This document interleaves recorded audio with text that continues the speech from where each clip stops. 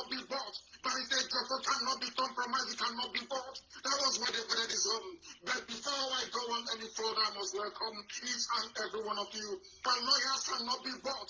Barricade cannot be compromised, it cannot be bought. That was why they voted his home. Let me not digress too much. Let me go back to Barricade Jofo and all the nonsense that these you people are doing. They invaded the Barricade Jofo's house, everybody knows that very well. But if you look from the way they're writing about it, you will think IPOB actually went to police station and killed police people. Nobody. That is why black people, black Africans are so wicked. Nobody asked the policeman, why did you go to the Jofo? He's a lawyer, for goodness sake. All of a sudden, the Jofo is now one IPOB member. Do you see how evil people are? And how deceptive this you can be? One Ifeanyi Jofo, the only person that brought out his client, his high-profile client from detention. El Zagzag is still there. Dasuke is still there. Fana is a senior advocate. He's still fighting. Fana, they even insulted him by coming to court to pick up his client. But Ifeanyi Jofo is the only man in the history of the zoo.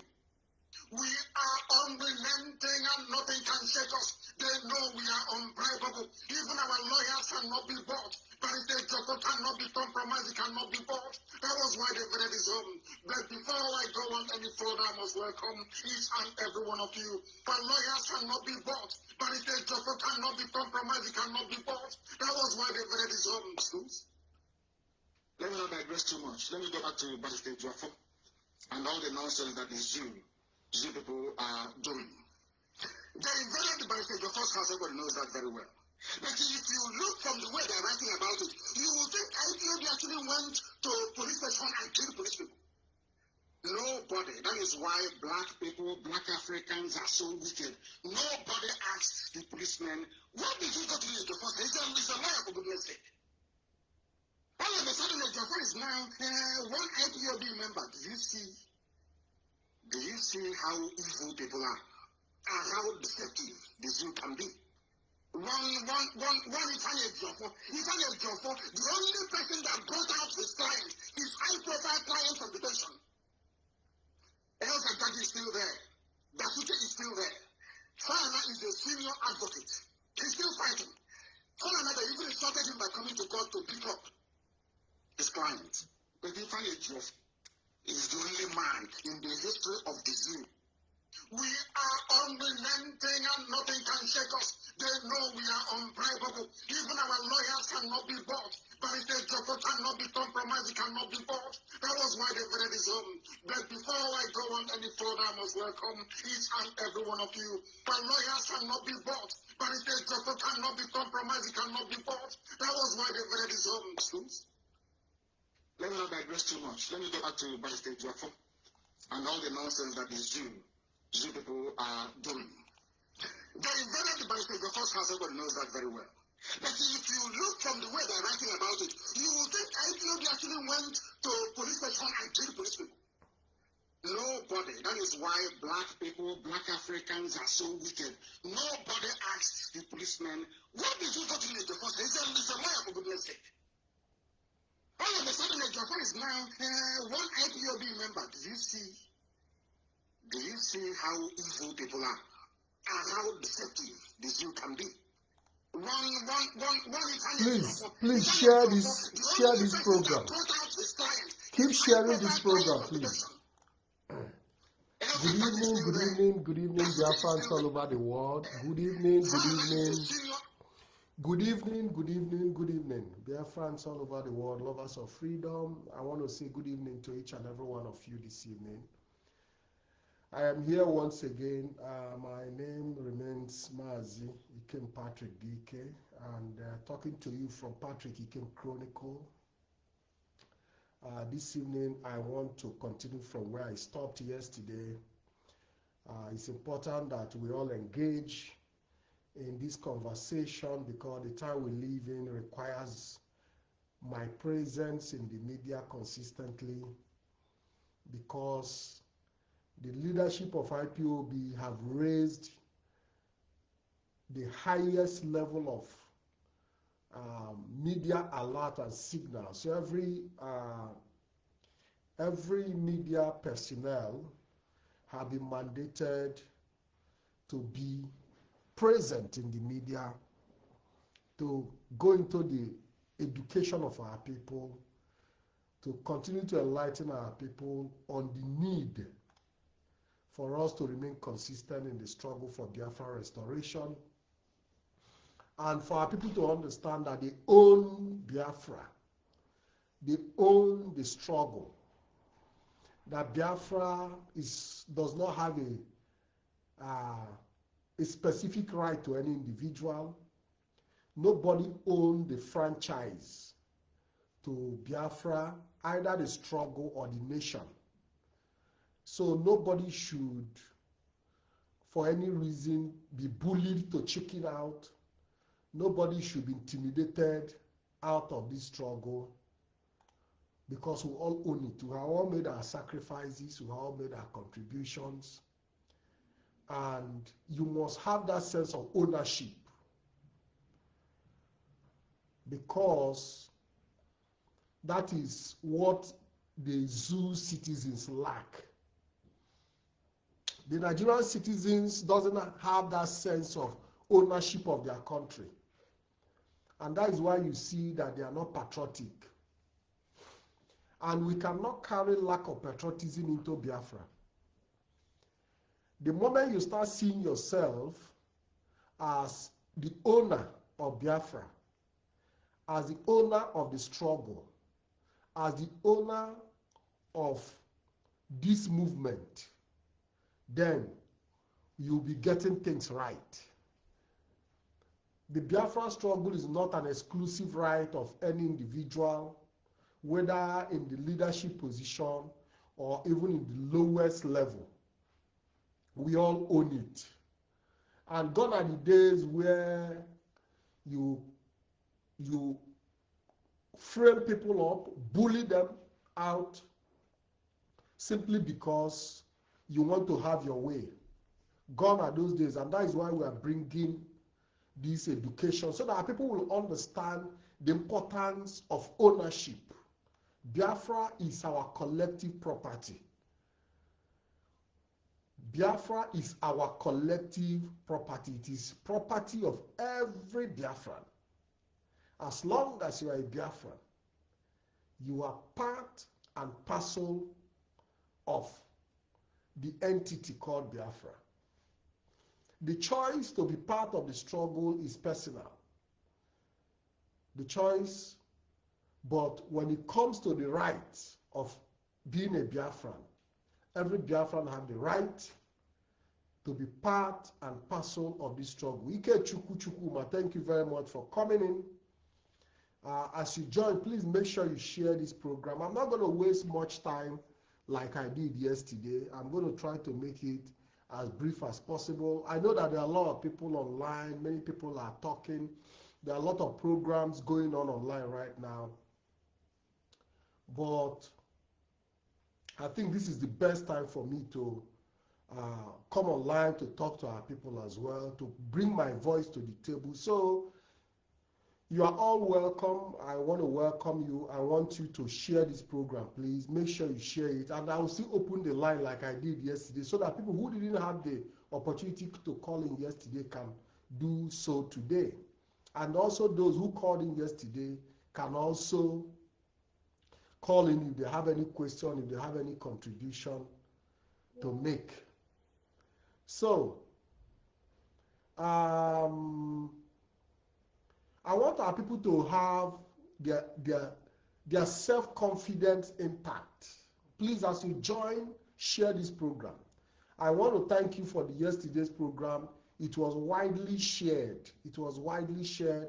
And when I look at the sharing of the program, I was really amazed as how our people actually hearkened, how our people understand the need to participate, to be part of a program like this. You know, so we have to continue to support by sharing, tagging our friends, liking, and making sure that everybody participate. So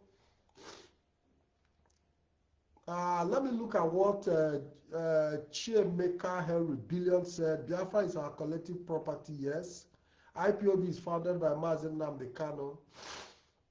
Yes, IPOB is Mazi Nnamdi Kanu's brainchild. If you feel like you become too big and you now hate, ridicule him, then it's time to leave the movement he founded. Well, I don't want us to go into the founding of IPOB because if we go into that, a lot of issues will start coming up.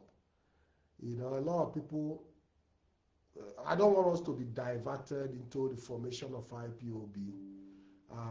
But we all know that there are people who came together to form IPOB, including our leader Mazi Nnamdi Kanu. And we also know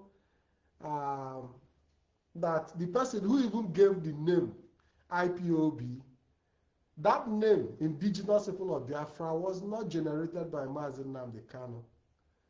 In his words, he said, he told us who generated the name. And the person that generated the name is a Biafran by marriage, not even by birth. You know, the person who generated the name Indigenous People of Biafra was a Biafran by marriage, not by birth.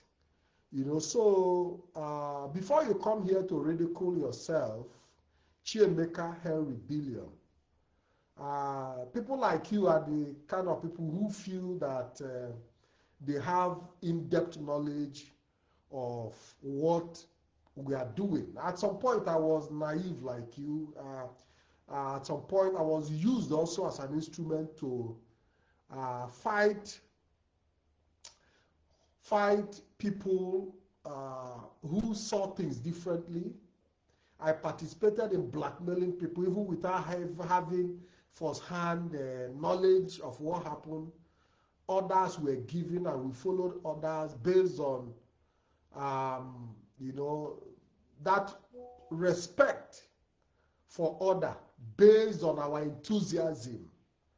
We were so enthusiastic because we had so much faith and confidence in the order that was being given. We didn't ask questions. We didn't even have any reason to ask questions. We just followed orders and we joined in the victimization of our fellow Biafrans without even asking them, you know, to give on their own side of the story. We make sure we shut them down. Haven't participated and haven't had first-hand experience of events over the years. Like I said, I've been in the struggle for 11 years now. It gave me reason to now start looking down and start asking questions. And one of the most important things for me is that I have had the privilege to work closely with this present crop of the Directorate of State of the Indigenous People of Biafra, led by Mazi Chike. I had the opportunity to work closely with them, and my closeness with them made me to see how genuine and how true they are. I was able to see through their heart that they have good intention. I was able to see through their genuity. I was able to see that these are men who are dedicated to the struggle. I was able to understand their passion for what they do for Biafran people. I was able to, you know, relate with them. I was able to ask them questions. I was able to ask them questions. I was able to get satisfying answers from them. And that is the reason today, based on information at my disposal, I said I cannot join a fight against them because these are men that I know. My relationship with them is not a distant relationship. These are men that I hold meeting with almost on a weekly basis. And I know the kind of information they pass through us that are in the media to pass to Biafrans and the general public. You know, so when you know people at a very close range, you have this possibility to understand them better, and you can tell their story. And that is why I said that even the DOS, the members of the DOS doesn't even need to come out to speak. Mazi Chinasa have come out to speak on Saturday. But I think that many of us who are close to them are in that position to speak for them, even without them speaking. They don't have to speak. And that is why it is very, very important that we speak, because we know things that that they know, and we have the right information. This crop of DOS are the most credible crop of DOS you can ever have.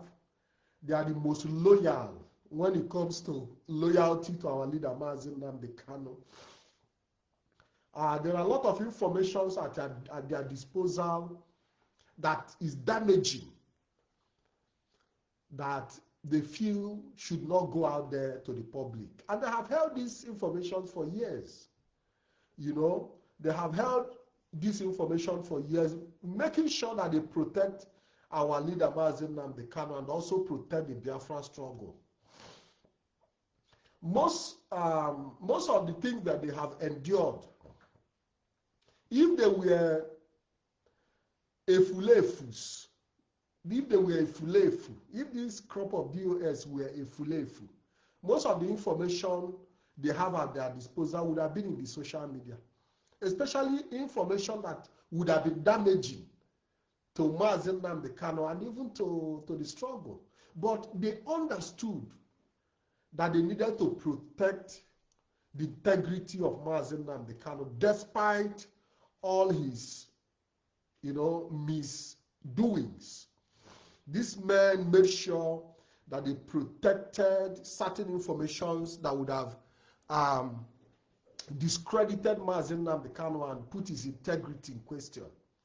So there is nothing you are going to tell me about the men in the Directorate of State. Even some of us cannot come out to say certain things because it is completely unwarranted. We have a duty, just like you protecting the nakedness of your parents. That is what we are doing for our leader, Mazi Nnamdi Kanu. But the unfortunate thing is that our leader, Mazi Nnamdi Kanu, doesn't understand the sacrifice we are making on his behalf.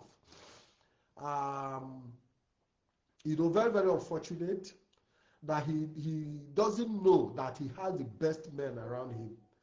So when he talked about trust and not trusting, it baffled me. Many of us have made that mistakes in our lives, in businesses, where we leave people we are supposed to trust and start trusting the wrong people. It happens to us every day, so I can understand. I can use myself as an example. I have had a situation where I trusted people with money and they ran away with it. And these were people who were sweet-mouthing me, who were playing around, even telling me to trust them. But it happens. But most of the time, it will take time for you to realize that the people you are supposed to trust are the people you are not trusting. But what brought me here is not to discuss IPOB Foundation, because we've seen people say, if you don't want to be, or if you don't want to be in IPOB, or maybe you are feeling big, or you are now questioning others, you have to leave. My dear brother, those who will leave are those who do not understand the purpose of them joining the struggle. Most of us join IPOB with a purpose because we understand that we have impact to make in this. So you can't tell me to leave an IPOB that we all contributed to protect and build. Today, IPOB is still standing because most of us stood up when Simon Ekpa wanted to destroy IPOB. Even when the siblings of Mazi Nnamdi Kanu sold IPOB information to Simon Ekpa and his autopilot, we made sure that we stood to protect the struggle. If we had given up, if we have handed over IPOB or have abandoned IPOB when Simon Ekpa and his gang of autopilot criminals came, would you have had the IPOB of where Mazi Nnamdi, where you can now be telling Mazi Nnamdi Kanu to be in charge of? If we had allowed Simon Ekpa and his autopilot to destroy IPOB, would you have had Mazi Nnamdi Kanu again talk about this IPO? We protected it for him. We stood in. That is why Mazi Nnamdi Kanu is still answering the leader of IPOB today. Because there is an IPOB in existence. And people fought to keep it. That Mazi Nnamdi Kanu can still refer, if at all he's still referring himself to the leader of IPOB, is because men stood to protect the fabrics and the foundation of this struggle. If maybe when Mazi Nnamdi Kanu had issues in Kenya was extraordinarily rendition and all of us abandoned the struggle, will Mazi Nnamdi Kanu still be answering the leader of IPOB today? Would there be any IPOB for him to say he is a leader of? So telling us to say, gone are the days when people tell us we are not going anywhere because we do not believe in bringing change from outside. The change that IPOB need will come from inside, and we'll make that change happen. Because it is the responsibility. That is why I'm saying that every Biafra must feel the ownership of this struggle. You must feel that ownership. You understand what I'm saying? You must feel you own this struggle. Biafra struggle does not belong to Mazi Nnamdi Kanu. We own it. We funded it. We have been funding it. We have been sacrificing for it. We have been going from country to country, sponsoring ourselves to go and protest about Biafra, to bring world attention to our cause. So we are partakers. Just like Mazi Nnamdi Kanu is a partaker. So nobody can sit back and say, you resign. Resign to where? Where are you resigning to? Those who allowed themselves to be bullied out of IPOB were people who didn't even understand that they own a stake. Because if people who left out of anger understood that they have a stake in IPOB, they would have remained. And maybe by now they would have been justified. They would have been justified. Because the fight they stood up for, people would have seen clearly what they were fighting for. But because they got angry, they felt insulted, they felt harassed, they felt embarrassed, they just left. You understand what I'm saying? Some of us have faced more difficult issues, but we didn't leave. So anybody who's telling me, if you are the one that have to leave, because we own it. Biafra is our own. And the struggle is our own. This will not be saying, we will fight the fight inside. Mark Harry said I'm talking nonsense. Mark Harry, well, you can consider it nonsense, because I'm also going to respond to every comment. You might consider it nonsense, but gradually it's going to make sense to you. What you consider nonsense today is gradually going to make sense to you eventually. Because we aren't going nowhere. And we are going to bring our leader to account, our leader Mazi Nnamdi Kanu.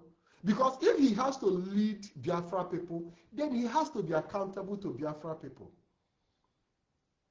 Mazi Nnamdi Kanu is not above the law in the Biafra struggle. He's not. No leader is above the law of the land. So Mazi Nnamdi Kanu have a responsibility to account to us as Biafra people. Just like we also have that responsibility to account to him and every other person. So we have a responsibility to hold everybody accountable, including our leader, Mazi Nnamdi Kanu. And this is the voice of the people speaking here. Because if Mazi Nnamdi Kanu understood that he owes us accountability, most of the decisions he made would have been different. He would have made different decisions. He would have behaved differently. But for the fact that Mazi Nnamdi Kanu himself doesn't even understand that he owed the Biafran people accountability. That is why he made the mistake, and that is why he even fell into the Kenya trap. Because he feels he owes nobody no accountability. And you cannot build a country where you do not have accountability. We cannot build a Biafra where some people are above the law and others are below the law. Is it not better we remain in Nigeria? We can't build a nation where we cannot hold our leaders accountable. And for us to hold our leaders accountable, we must feel the ownership of this Biafra. We must feel the ownership. Who is this one? Let me see. Mariali, what a great joy in my heart to share the entire word, Dr. Solomon. Let me see. No bullshit. Sorry, Facebook, for remove it. You know, so for me, it's very, very important that Biafra people understand that they have a stake in this journey. The stake we have as a people bears on our responsibility. We have comrades who have put their lives on the line. We have comrades who have made great contributions in different ways. And we have comrades who have given it all. And that is why I played a video, an audio of where Mazi Nnamdi Kanu was talking about Barrister Joffo. Let's listen to it. We are unrelenting and nothing can shake us. They know we are unbreakable. Even our lawyers cannot be bought. Barrister Joffo cannot be compromised. It cannot be bought. That was why they voted his own. But before I go on any further, I must welcome each and every one of you. But lawyers cannot be bought. Barrister Joffo cannot be compromised. It cannot be bought. That was why they voted his own. Let me not digress too much. Let me go back to Barrister Joffo and all the nonsense that is you people are doing. They invaded the Barrister Joffo's house. Everybody knows that very well.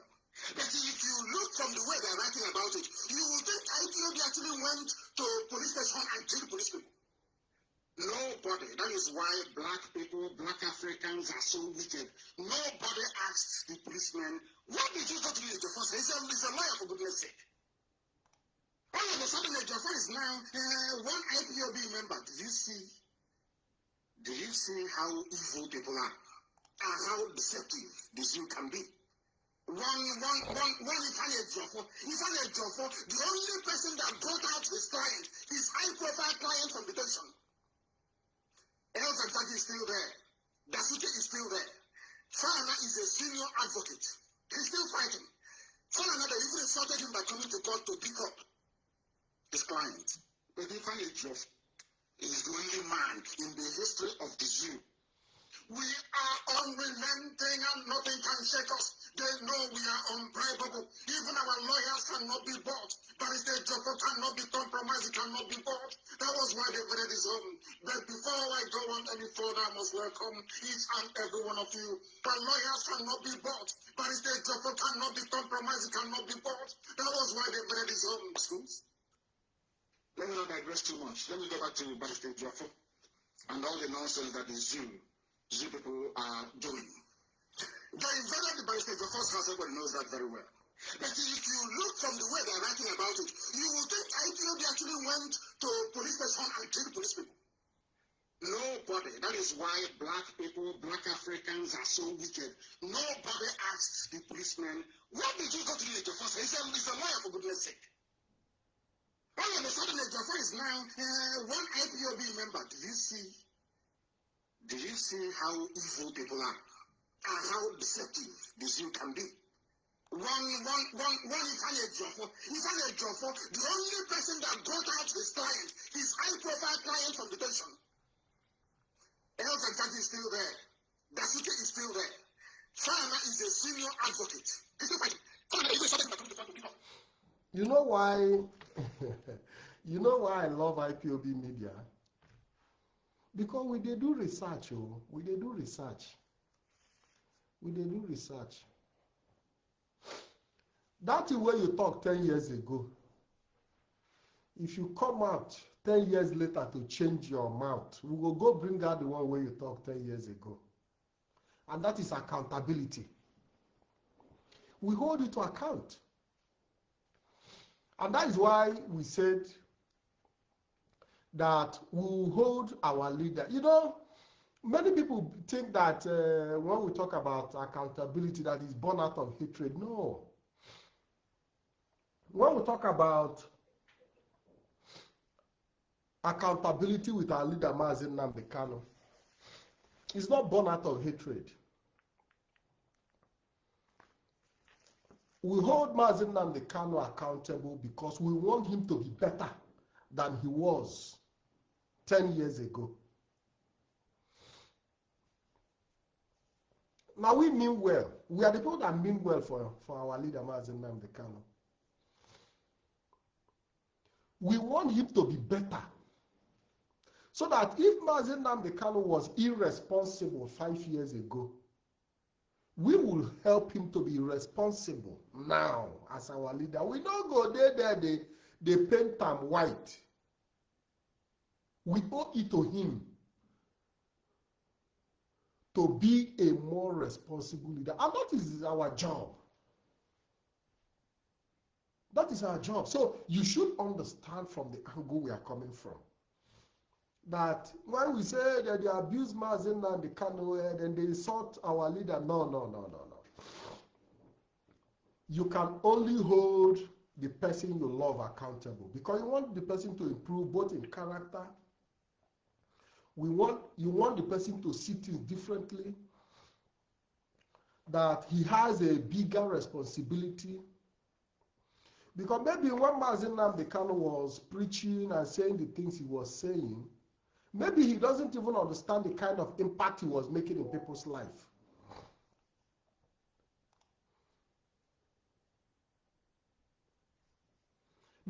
Maybe he doesn't understand the kind of impact he was making in people's life. Mazi Nnamdi Kanu do not believe that a day will come when we go play the audio of things he said to us. Those things now we can't they keep him in they talk him, but now we they keep his words. And it is our responsibility. You understand what I'm saying? It is the responsibility of the Biafran people to remind him so that if he don't forget, we will bring his mind come back to the things he told us. Because now he tell us say whatever Chike Doziem says goes. That was what he told us. That in my absence, that the Directorate of State take charge of the daily affairs of the Biafra struggle and IPOB. These are the things he told us. So we are just reminding him, where is the hate? Where is the hate? Abi, to remind your daddy of what he told you. Is it hatred? When you remind your father, Daddy, you've been telling me, say, by 3 p.m. we'll make I come meet you for farm. Will your daddy be angry? Like those days growing up, we used to go and eat our lunch in the farm. When we close for school, we will drop our school bag, change uniform, enter road, begin to go. Because our parents will tell you that your lunch, there is no food in the house. Now for farm food, our parents did it on purpose. Because they don't see they keep food for house. If you chop finish, you go sleep off. But they make you to come to that farm, to come and eat the food there. Then from there, you will now be able to also do some work and carry some firewood, cassava that they have prepared, tubers of yam, and return it back home. So these are the routine, and it form part of the discipline that some of us grew up with. So Mazi Nnamdi Kanu cannot tell us that Barrister Joffer is unbribable. And suddenly now he's telling us that Barrister Joffer had been bribed. How? We will remind them now. So does it mean that he had been lying to us since that Barrister Joffer is unbribable? Does it mean that what he said now, does it mean that what he said here about Ejiofor in 2015, 2017, when Ejiofor fought and brought him out, which one is now the truth? Is it the one that he said then or the one that he said now? Which one are we going to believe?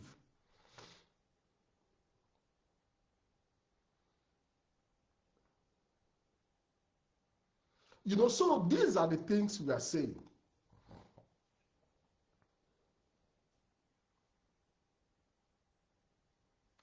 These are the things we are saying. So imagine Nnamdi Kanu is not consistent with his word. We have a duty to bring him to account. If you tell us that we should listen to Chike Doziem, and you go behind the back and tell your secretary that you do not trust Chike Doziem, we have a responsibility to bring it to account, to question you. How can you tell us to follow a man you do not trust? I Mona share this. Mona share this video for me. I beg you. Share this program, please. Share it. Make sure you share. Make sure that you share this program. Because it is Mazi Nnamdi Kanu that told us that we must obey Mazi Chike Doziem, who is the head of Directorate of State. Now, the secretary confided that he said that he doesn't trust the same DOS. So how can you tell Biafrans to be following the DOS where you don't trust? I don't understand.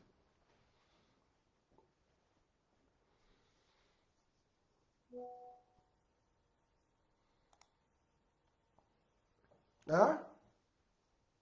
So when we talk about accountability, this is accountability.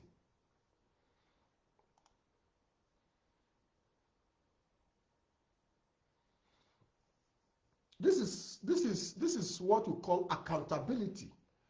So bringing our leader to accountability is not an act of hatred. Rather, it is an act of love, because we want him to come clear and we want him to improve in his leadership capacity. We want him to improve, because when you cannot hold your leader accountable, there are reasons for him to go astray. And that a lack of accountability is the reason Nigeria is where it is today. It is because of lack of accountability. It is because of lack of accountability that Nigeria is not developed.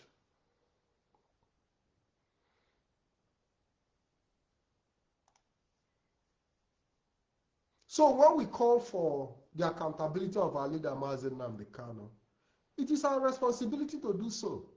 It is our duty, fundamental human right, to hold him accountable and say, Mazi, Oyisi, Oyendu Biakwa Biko, Kekwanu ki has we ga like this, Kekwanu ko. So how does it amount to hatred?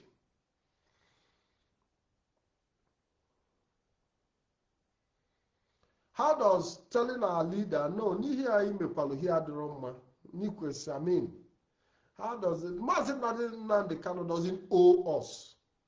He doesn't own us. He doesn't own us. We own him. We own him. It's not the other way around. And I was looking for a broadcast where he said that he's a servant leader. I have searched for that broadcast. I don't see him. So I want, if you have the broadcast where our leader addressed himself as the servant leader of the indigenous people of Biafra. Because people were questioning him about the supreme leader title. And he said that he's not a supreme leader, that he's a servant. That though that Biafran people have made him to be their supreme, but he sees himself as the servant leader of the Biafra people. So if you are a servant leader of the Biafra people, why are you not listening to us when we cry out for something? You know, so it boils down on the issue of integrity and strong character. Most of the things you see us do today is to call his mind back.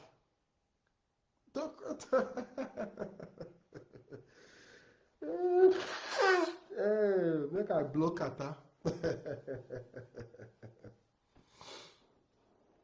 Most of the things you see us do today, not to call the mind of our leader back. Say you have a solid institution, though. If you go contrary, you go crash.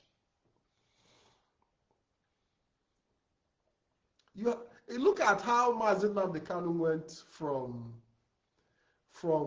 leaving the institution that he formed, that God gave to him, and went and started working with Umu Adaka in America. From the moment he deviated from the structure that he set up and started working with Umu Adaka, from Umu Adaka to Kenya, from Kenya to Aloy Jimako, even when God sent to Zekomi and Ifeanyi Ejiofor, he abandoned all those things. Maybe God is taking him through processes, so that when he get to the end, he will make a reverse. Una go dey surprised say one day Mazi Nnamdi Kanu will make a reverse, and he will realize he has made a very big mistake.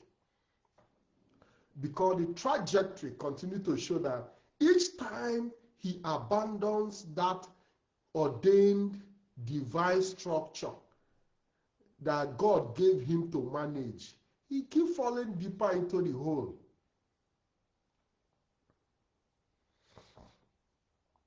He keeps falling into the hole. To the extent that today he's been given life imprisonment. He keeps sinking deeper and deeper. And that is why many of us are shouting, Oyendu, come back, come back. Oyendu, come back. You are on the wrong path. You are on the wrong path. Oyendu, come out from there. Daddy, stop, stop, stop. Daddy, stop, stop. Don't go further. You are sinking deeper. That is what now they shout to. Now they shout, they shout so.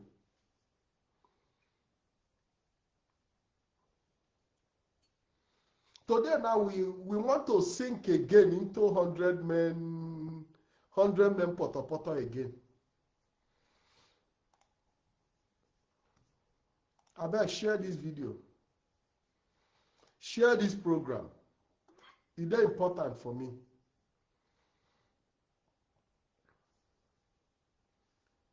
Share this program, please. Make sure that you share. If you share, I go know.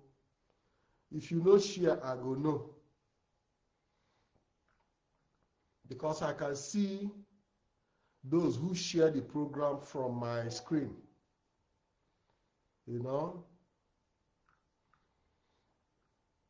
Why I insist that you must share is because I want more people to get this transmission.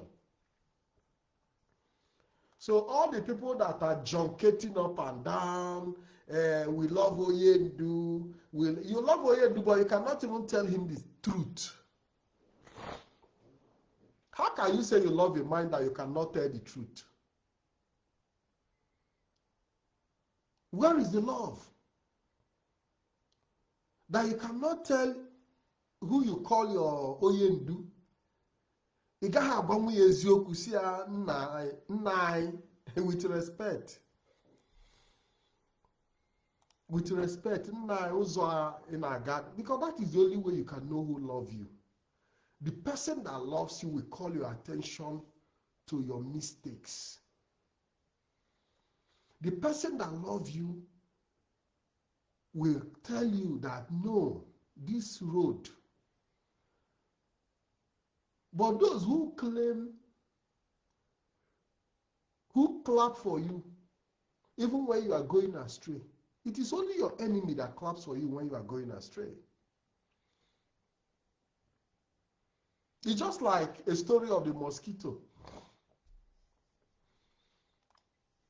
So the mosquito went out for the first time. So flying all over the place.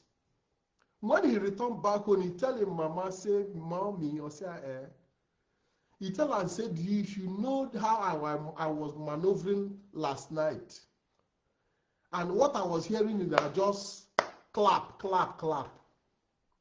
That people were clapping for me. That while I was maneuvering, people were clapping for me. You know what the mother of the mosquito told the baby? He tell her and said, that did not be clap. Oh. That those were your enemies. They wanted to hunt you down. Thank God you came back home alive. So all the people that are clapping for Mazi Nnamdi Kanu, Oyendu, go on, Oyendu can. Have you ever seen a lawyer Ejimako? Have you ever seen a lawyer Ejimako talk to Mazi Nnamdi Kanu as a lawyer in the court with his body language? With body language of a lawyer. A lawyer Ejimako was just following Mazi Nnamdi Kanu as one boy. He will be following Mazi Nnamdi Kanu as a coordinator. He wasn't doing his job as a lawyer. He was just doing coordination. And that is why he couldn't even stand up in court to make any case. You know, but the likes of a Jofo must have told Mazi Nnamdi Kanu the harsh truth. See, I got me her like this. That is why Ejiofor went into the bad book. Because I know he must have confronted Mazi Nnamdi Kanu with certain harsh realities. See, no, we can't do it like this. We can't do it like this. It will not go well like this. It will not go. So Mazi Nnamdi Kanu needed people like, where is the guy that made that first comment? Let me check him. Let me check his name. The one that said that we are abusing Mazi Nnamdi Kanu. Mazi Nnamdi Kanu needs people like this, all these like psychophants, where go they praise them, they clap for them around him. Mazi Nnamdi Kanu doesn't need people that will tell him, no, my leader, this thing is wrong. This thing is wrong. Let's do it like this.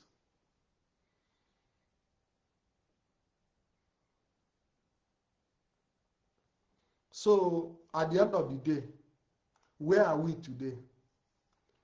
With the lawyers that were doing boy, to the point that Mazi Nnamdi Kanu now have to stand for himself in court. Because he now came, I believe that he came to realization that they weren't telling him the truth.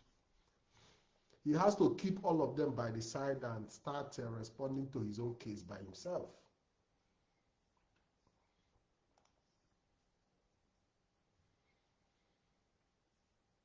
So for me, I want every Biafran to understand that you all have a stake. And because people who are trying to bully you and intimidate you understand that you yourself doesn't even understand your stake in the struggle.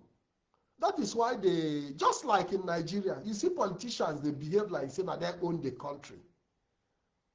While other citizens are like, hey, na Wike, na Tinubu, but they don't know that this country belongs to all of them, including shoemaker on the street. As far as you are a citizen, you have equal right with Tinubu and Atiku. You have the right to enjoy what they are enjoying. We not build anyhow Biafra. A Biafra that will be like Nigeria. God forbid. We will build Biafra where everybody will have a stake. Even the cripple, even the disabled, even the blind, even the dumb, even the old and the weak and the young, everybody must have their stake in a country we aspire to build. We cannot afford to build a country where some families are royal highness, while others are peasants. That is not the ideal society we want to build. And we must continue to shape that society in the course of our struggle. In the course of our struggle. We're not going to wait until we reach there. No. Because by the time we get there, we'll have other things to deal with. We will have other things to deal with. Somebody was sending me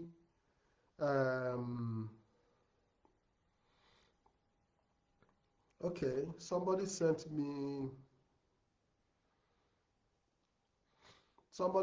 me this thing. So that is the truth of the matter. We cannot afford to build a failed state simply because Nana Soizanya.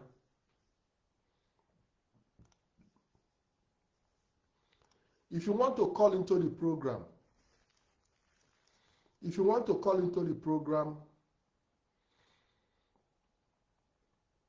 you indicate so that I can drop the number, or I close it, or I close.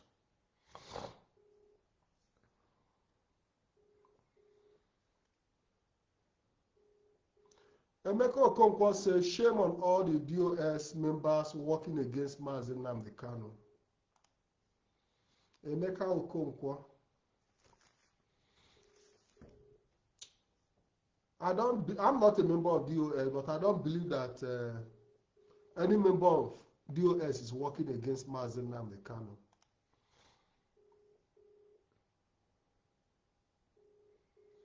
Emeka Okonkwo.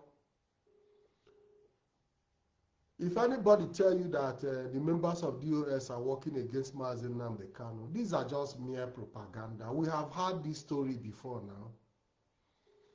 We have had the story before. You know, they say when you want to kill a dog, you will give a bad name. For you to kill a dog, you will first give a bad name. So that is the situation we have found ourselves. But the truth is that these members of DOS are members. You don't know them, because you don't know them, you are not close. Many of themselves, if you see them for road, you don't know them. If they are working against Mazi Nnamdi Kanu, they shine now. They go dance with wine for. They will open champagne for video like former Simon Ekpa. Who want to? These people don't. How can you be working again? You want to take Mazi Nnamdi Kanu position and you are not even showing your face. I beg you, so they get kata. Na natural phenomenon. Mona no laugh me. How can you want to overthrow Mazi Nnamdi Kanu? Like they say, Mazi Chinasa Nworu want to overthrow Mazi Nnamdi Kanu, but nobody knows who was Mazi. Can you overthrow Mazi Nnamdi Kanu without your face? People don't even know you. How possible is that?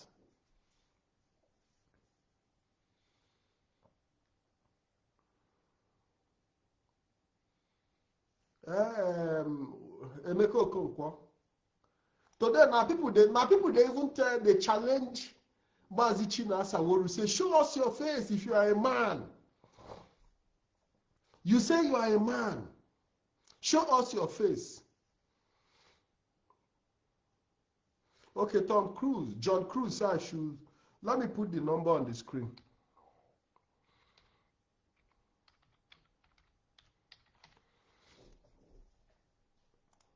The same Chinasa Nworu will that they talk say say he want overthrow Mazi Nnamdi Kanu. If you see Chinasa Nworu, you go know him for road. So how can an invisible man be your leader?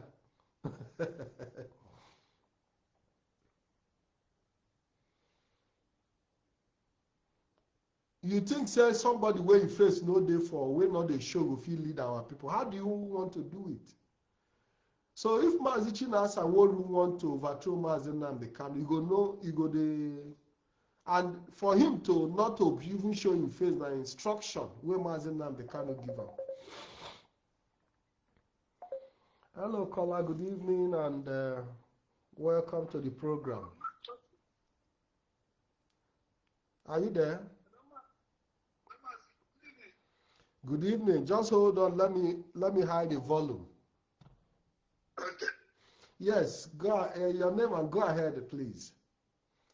My name is John Cruz. I'm calling from Canada. John Cruz from Canada. Yes.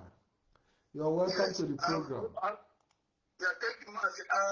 I've been listening to your analysis. You understand? So I just want to make a few input in what you were saying. First of all, that in those narratives you are saying that that our leader might like people that are praising him. You understand? Because I can remember vividly during his broadcast, he liked people that always criticize him. So he said, engage me in a superior argument. You understand? So that he doesn't like people that always come to praise him. Are you getting me? So I hear him say that. You know, John Cruz. These days we are beginning to scrutinize everything where our leader talk, because most of the things he said are not the things you are seeing. But go ahead. So if he says that if he says that he loves people that criticize, my job is saying the opposite. Go ahead, John Cruz. I know, but let us take it that way. Are you getting me? Let us just take it that way. That he doesn't like. But as per what is happening now, yes, I'm happy that the US they are standing their ground. But anybody that is coming to tell us that these men they want to, like you rightly said, nobody knows the identity of Mazi Chinasa Nworu, and that was how our leader made it. And I really thank God that it is working. You understand? It is working because okay. Let me refresh your mind. You know, during the NSAS, when the people were protesting against the government, do you know what the government was looking? The government was looking for their leaders. Are you getting me? Their leaders, so that they were able to bribe them. You know, this leadership, while the leadership is being challenged or they are fighting to the neck, because none of them knows, and like I said it already in your program, nobody knows the members of the US except like 3 people that everybody knows, but others, nobody knows them. but they exist. Are you getting me? Like maybe Asian coordinator, nobody knows it, but he's there, he's working. And all these people have been working. So for people that are saying that like somebody wrote there, I was trying to explain to him, that guy that said shame on the US members that are, working against our leader. I wrote something, I replied him. This time, like the general will always say that that it doesn't cost anybody again. We need to be engaging these people with superior argument. When they bring any narrative, we try to explain to them, open their eye. If they want to know, let them know. You understand? So there is no member of the DOS that have been working against our leader. From the onset, you will see that all the moves they have made for our leader to be free, these people have sabotaged it. Are you getting me? Yes. When then, if I think, okay, let me use this thing now to bring this now. When we were small, when you are fighting with somebody that is bigger than you, somebody that you know that can beat you, maybe any day he now engage you in a fight, and maybe by so doing you started fighting with the person. Maybe at that process, maybe something draw the person, and you put your leg, and the guy fell down, and you hold him. It's as if you have won him. You have won, of course. You have won. That person will always try to see how he will revenge. Then when you get that winning, do you know what you do? You will start to run. Say you are not fighting again. You make sure you avoid. You make sure you avoid another fight because you understand that it was nature. It was nature. It was nature that fought. It was nature that fought for you the first time. Go ahead. Yes. Nigerian government didn't expect that Mazi and the Kanu will win them in their own court. So when we got that discharge and acquitted, and the leadership said, "This is where we stand," and immediately they started. That was when they started sharing that flyer. Our leader is a prisoner of conscience. By now, the world would have, everybody would be shouting on that. And okay, look at what happened to Malami now. Malami was jailed. Do you know, assuming that our leader didn't go back to court again, now everybody will now start saying, "Delete this man, he has been discharged and acquitted." Do you see, immediately they got that judgment of jailing him. Immediately they transfer him, they obey that court case. They obeyed that court pronouncement. But our own, they didn't obey it. What would have done? Our leader could have remained in that. Everybody now will be shouting, "Release him." Do you know what is in the mind of everybody, both the politicians now, what they are saying that we should be talking about pardon because he has been convicted. But that time, he got that discharged and acquitted. None of them have the mouth to say anything because he has been discharged. So the leadership fought and said, "We stand on discharge and acquitted." But his siblings and Aloy Ejimako say, that Aloy Ejimako, it will never be better with him. I curse him every day. That man will not die a better death. I'm telling you.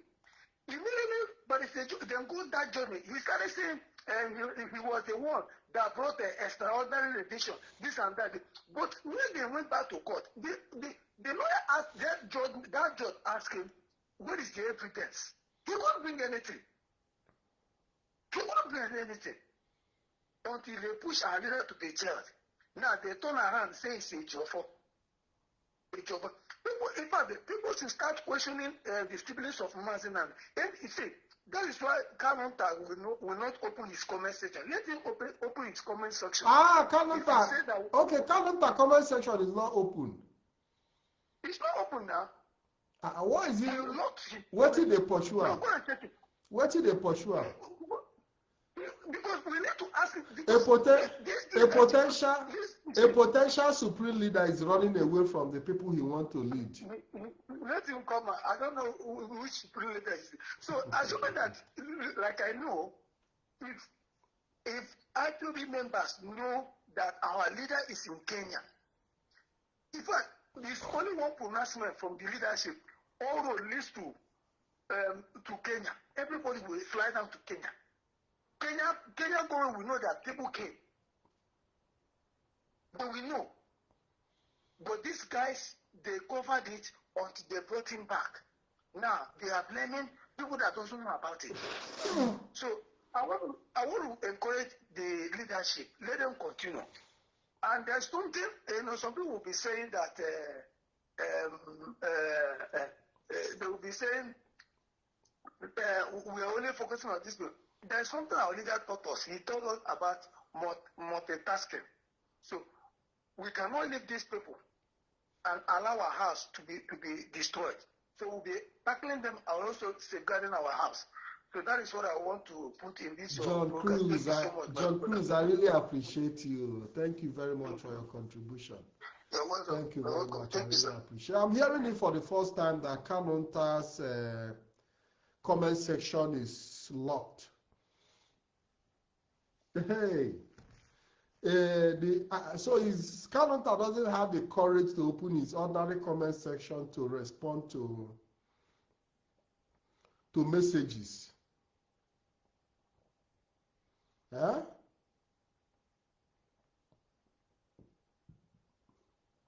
Kanunta doesn't have the courage. My own comment section is open now.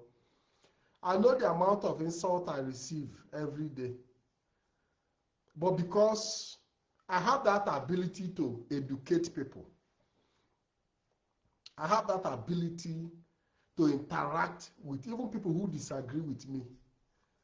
So why should I be running away from confrontation? Why is Kanunta running away that he cannot even explain to people in the comment section what happened in Kenya? This is the first time I'm hearing it. Makoye and John Aboso, Mbana Achoraya. When you are evil, you keep running. Even you close the comment section because you are evil. So he they even feel the impact of his crime and his treachery. Sorry, Biafrans, so they get kata. Despite all the kata, I'm still coming around because we live in a very, very important time. Let me respond to another caller. Hello, caller. Good evening.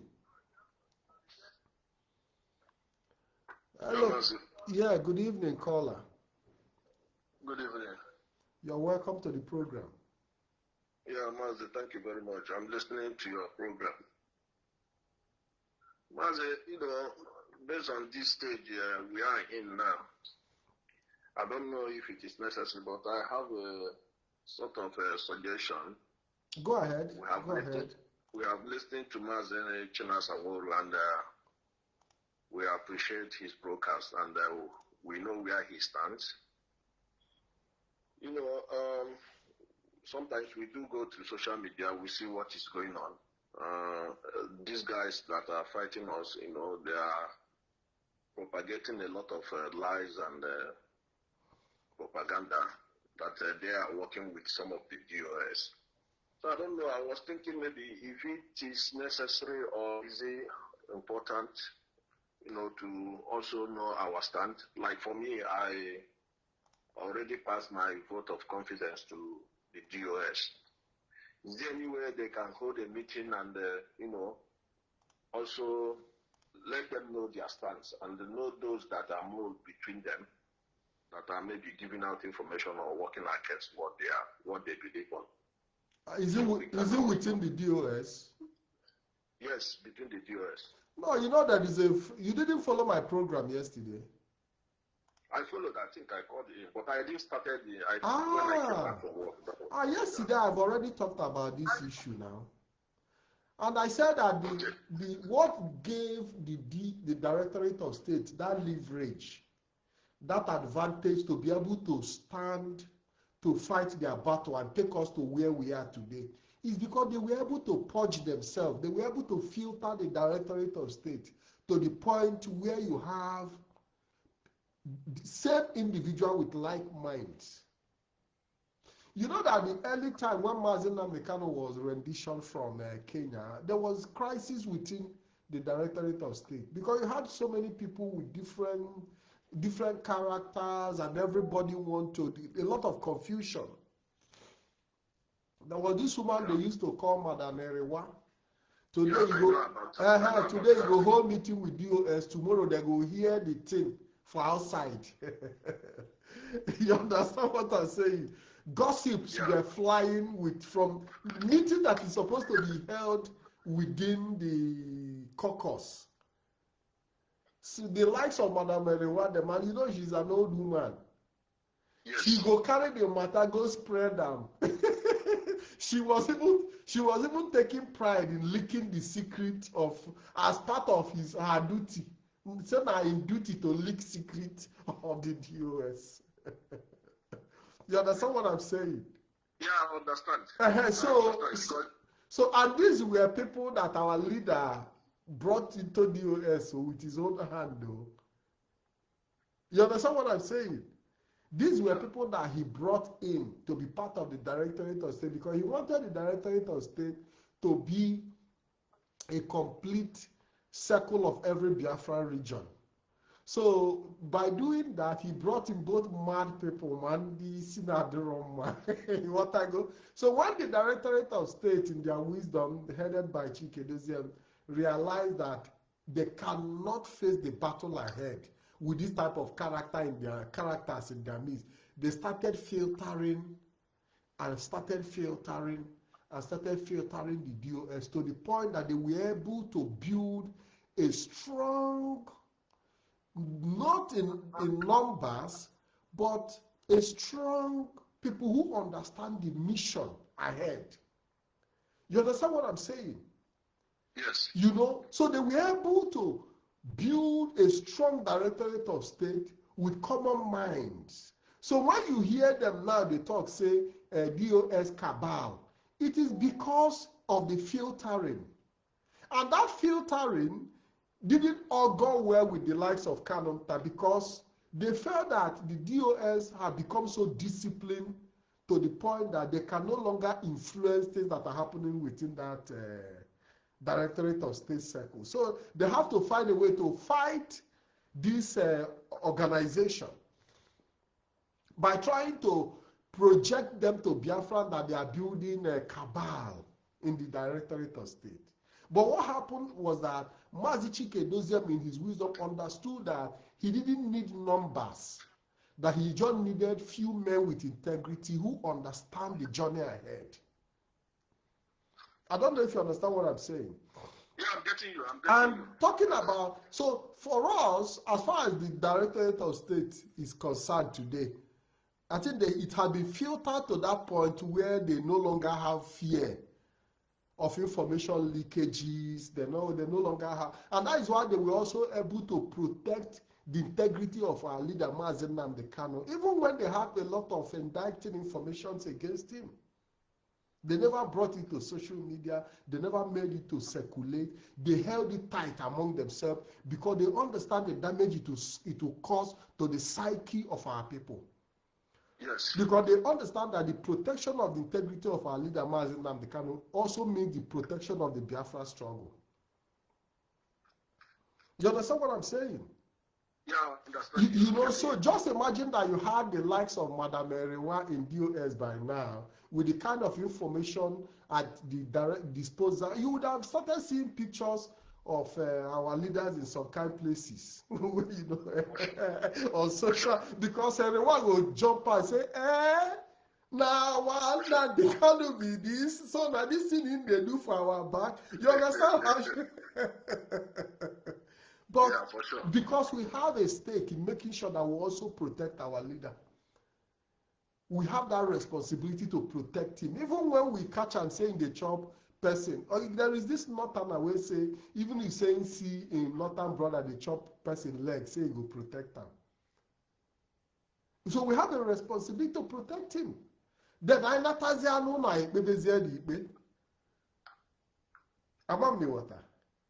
Yeah, I understand. You know, so when it comes to the integrity of the members of the Directorate of State, it's 100% guaranteed because the job of filtering, if we didn't filter, we would have had infiltrations here and there. And we've experienced peace, and that is why we're able to defeat Autopilot and Simon Ekpa, because the Directorate of State held themselves together to be able to work in syntony to face our daily challenges, and they have continued to do that. Mazi, any other thing they challenge you? No, that's the thing I wanted to, So, but based on what you analyze, it means all of them are still intact. 100%. And that is why that is why they are facing these challenges they are facing today, because that composition too plays against certain interest. You understand what I'm saying? Yeah, the composition of the Directorate of State, as long as they have created a composition that works for the interest of our people, it also threatens certain personal interests who want to take advantage of our struggle for their personal gain. Because the Directorate of State have been able to block certain loopholes that would have jeopardized our effort as a people. Okay. Thank you very much. Thank you for the call. Yeah, no problem. Thank you very much. We really appreciate it. Down because these guys, they keep on saying that they are working with some DOS. So we would like to know those who are there, they are working with. So which guys are that? Are you talking about? The guy that said that he visited Mazi and Kanu, and there's one other one, they call him Gosife. So no, but these are just, people are trying to psych. People are trying to psych our people. You understand what I'm saying? Even me self. Maybe because there is a way the offices are structured in IPOB. There are ways offices are structured in IPOB. You have different underground branches that even me don't know. So maybe he must have been in a meeting. He must have been in a group where he also gets some briefing directly from the DOS. Maybe there are people who get briefing from the, because we get briefing. I get briefing from time to time. You understand what I'm saying? Especially the direction the media should go, and so you have people scattered all over the place who get briefing from time to time. So some people will come to use it to pose, hey, we are working with DOS and all that. But that doesn't mean that they are members. But as soon as there is reason to curtail, sabotage, they will also identify it, and you understand what I'm saying, and take care of that. Okay, Mazima, let me allow you to answer. Okay, let me take this call. Thank you very much. Thank you, caller. Hello, caller. Welcome to the program. Good evening. Hello. Yes, good evening and welcome to the program. Good evening, Mazi. Patrick. You're welcome. Your name and where you are calling from, please. Yeah, my name is Onyeka. I'm calling from the United Kingdom. Onyeka, you're welcome to the program. Thank you for your program. Thank you for educating our people. See, at this stage of our struggle, it's really important that knowledgeable people and people that also have a media platform should come up to do this kind of program to enlighten our people, so that people will not, one, be discouraged, and two, get the wrong information flying all over the social media. Yeah, your program is quite enlightening. And what made me call is actually, when the last caller just called now, and you are educating him about how the DOS has evolved and be filtered to go to a point that, we have a DOS that is top-notch. So that is very correct. I just want to emphasize what you just said. It's very correct. You see, our movement has evolved. IPOB as a whole has also evolved over the years and has become a very strong institution. Alongside that is also the DOS, as you said, have also evolved to get to this point that it is. And if you look at, maybe Mazanikon does not really know what he was building, or maybe he knew, I don't know, maybe God just used him to build up this kind of institution that has even gotten to a point that even him is even afraid of the institution that he built. Exactly. And again, this institution he built is now ready to even filter him or to modify him Exactly. or to remake him. You understand? He has built something so pure now that the machine he has built is now ready to filter everybody and even filter the person that manufactured it himself. That is where we are now with things. You understand? So and that is why probably at the initial stage of this struggle, or movement, a lot of different kind of characters were attracted. But with time, especially with what Mazi Kanu was saying, because that's what attracted men of integrity into this struggle. When he said we are whiter than white, those kind of things, that we don't want to be the Biafra that's like Nigeria, where we have all this Mamad, I am, all this kind of thing. We want a country that people will be held to account. Every leader will be held to account, even including himself. You understand? So that's why it's kind of thing that attracted people with genuine interest into the struggle. And remember, Mazi Kanu himself also commended this particular DOS, that he doesn't even know how they came about, that he just woke up and found this DOS there. And he knows that this particular DOS is divine. Maybe he doesn't really know what he was saying when he was saying that. Maybe it was God speaking through him. Because this type of DOS he has now is I'm not saying the other ones didn't work, but this particular DOS and made up of men that have integrity, men that know what they are doing, men that are not sycophant, men that can tell you to your face when you are making mistake, even if you are the leader. And that is what we need. Can I interject? Yes, go ahead. Because I already addressed this issue earlier at the beginning of and that is the topic of my discussion this evening. Okay, I didn't join early enough, maybe. That every Biafran must understand that they own Biafra. That you own Biafra. I own Biafra. Certainly.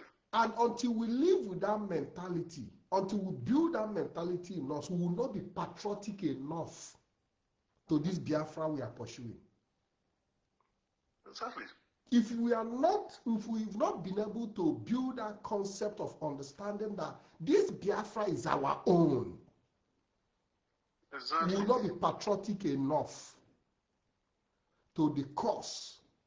So the old brigade of Directorate of State didn't see this Biafra as their own. That is why they left. That was why they became angry and left. Because if they saw Biafra as their own, nobody will feel sack you. Even if they remove you from your position, you will still remain in the struggle. Because you see it as your own. Because when you own something, you don't abandon it. You don't ever see when you feel ownership of something, like you have a car. Yeah.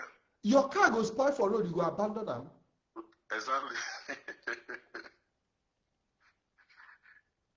You understand what I'm saying? You'll be there to fix it. So this leadership of IPOB, the Directorate of State, will feel that they own this Biafra. That is the mindset every Biafra must develop. That is why, despite all the insult and the abuses, they didn't quit, because they understand that they own this Biafra. Nobody will insult them out, because all the whole thing you see them, all the whole insult was to make them angry and leave, possibly resign, vex, come out. So they were being even from the time of Simon Ekpa, and so now that we understand that even it is Mazi Nnamdi Kanu that contracted some people to be raining abuses, and because Mazi Nnamdi Kanu doesn't even understand that We have passed the stage now where you go insult person, you go vex, come out. You don't know, so people are now beginning to own, they feel the ownership of the struggle. Exactly. You understand what I'm saying? And that is the mindset every Biafra must build. That is the point I'm trying, that is the topic of, I said this Biafra not be anybody franchise, all of us get them. Exactly. So that even if you remove me from any position I'm occupying, it doesn't take me away from still continuing with the struggle. What I lost is a position. Exactly. But I haven't lost my position in the struggle. So that even if you come out tomorrow and say, hey, Mazi, can I suspend you? After serving the suspension, we'll continue. Exactly. You understand what I'm saying? Because you do not abandon your property. Biafra now our property. That is it. Not my property. You understand what I'm saying?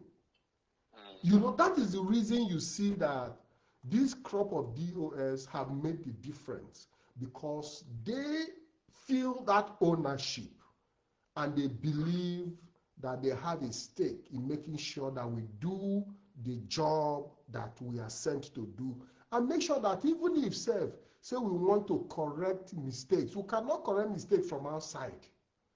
We can only do it from inside. And that is why we are still calling our leader our leader. To still make am know say we never reject him. Now him is even Mazi Nnamdi Kanu that is even rejecting us. Not we, they reject him. Exactly. Nobody in IPOB that is hardcore, and certainly not in leadership, has rejected Mazi Nnamdi Kanu. If you hear from what Mazi Sinaso said, that is abuses upon abuses coming from them. But they stood down, and without even funds, with those abuses, you can see what they have achieved. They went on to continue to do the work, protected IPOB from all the attacks in the last 5 years. They made sure IPOB remained. They made sure ESN was protected. They continued their diplomatic international engagement. They're opening offices in so many places, you know.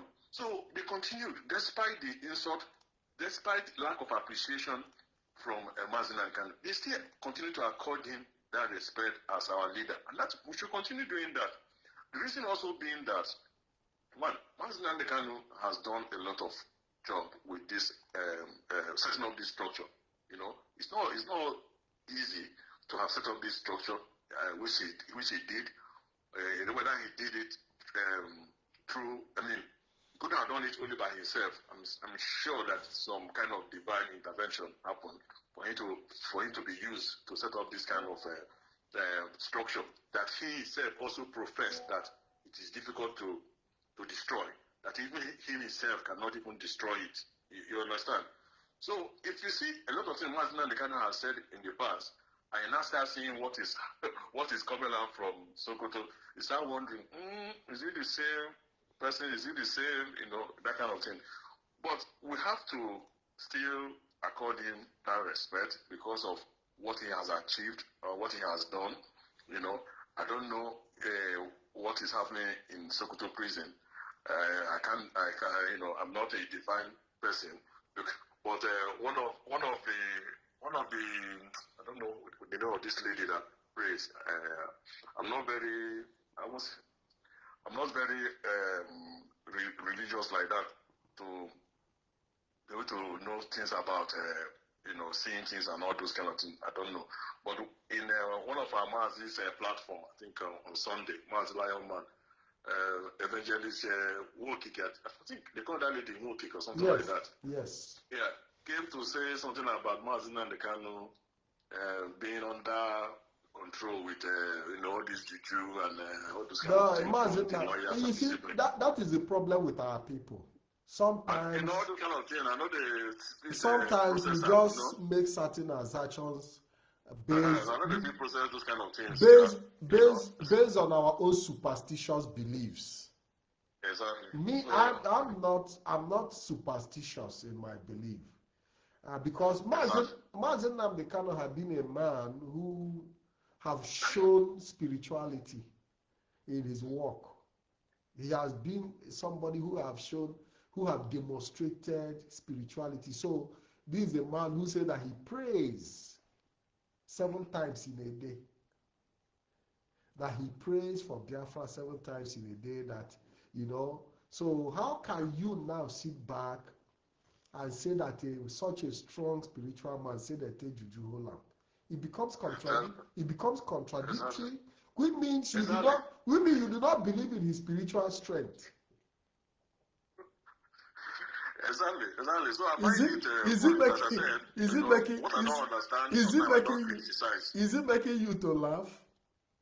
I don't understand it, so I can't comment. You know, it's not my area, so I can't really so comment. Our people need to understand when they speak. When you like somebody said that somebody, I don't even want to mention the person's name, that the person came to defend Mazi Nnamdi Kanu. This lady came to defend Mazi Nnamdi Kanu. At the end of the day, indicting Mazi Nnamdi Kanu in the course of trying to defend him. By telling the world that Mazi Nnamdi Kanu was that why Mazi Nnamdi Kanu was arrested in Kenya was because they draw him with money. You understand what I'm saying? Said now money, not money ego, which means they are not the you that came to the because the person said that they are tarnishing the image of Mazi Nnamdi Kanu, so that she have come to rebuild the image by rebuilding. You said? Is that not more damaging than even the thing he came to it becomes more damaging. Like you know, so that is why it is important that we keep educating our people. Don't just open your mouth and talk.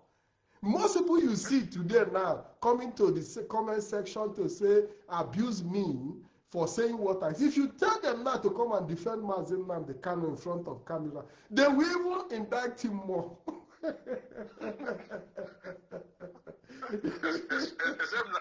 this thing Mazi Nnamdi Kanu is doing is a chaos. He's just planning for reason best known to him. You know, instigating chaos. I don't know the benefit from that. I don't know. But if I would address that issue of instigating chaos, the truth of the matter is that a lot of mistakes have been made. And you know, when you make certain mistakes, it is natural that we try to like find a way to maneuver, you know, just to make sure that people do not see our weak point. You know, so all the things you see happening today is that Mazi Nnamdi himself knows that he has made certain mistakes. And he's human now. Yeah, but he's not, you know, Mazi Nnamdi Kanu is a man with a lot of pride. You understand what I'm saying? He has a lot of pride, he has ego. So what you see him do is to try to protect his pride and ego. He doesn't want Biafrans to see his weak side. But as a father that he is, before my father died, I was 13 years old when I lost my dad. I understood that he had weak points, weak sides. You understand me? You know, so when you have, because we see Mazi Nnamdi Kanu in the struggle as our father, you know, and we understand, it is him that doesn't even understand us. Because if like say understand us, he don't need to cover anything. Now we have always covered for him. Exactly. We have been the one. So why are you trying to cover from? We know. You know, so by trying to cover his weak point, he continued to make more mistakes. He continued to even go deeper into the hole. You understand? Why does he want to cover his weak point from the people that are part of him? One family that... It boils down to that lack of trust that he expressed. Well, that's the biggest mistake. You understand what I'm saying? You know, because a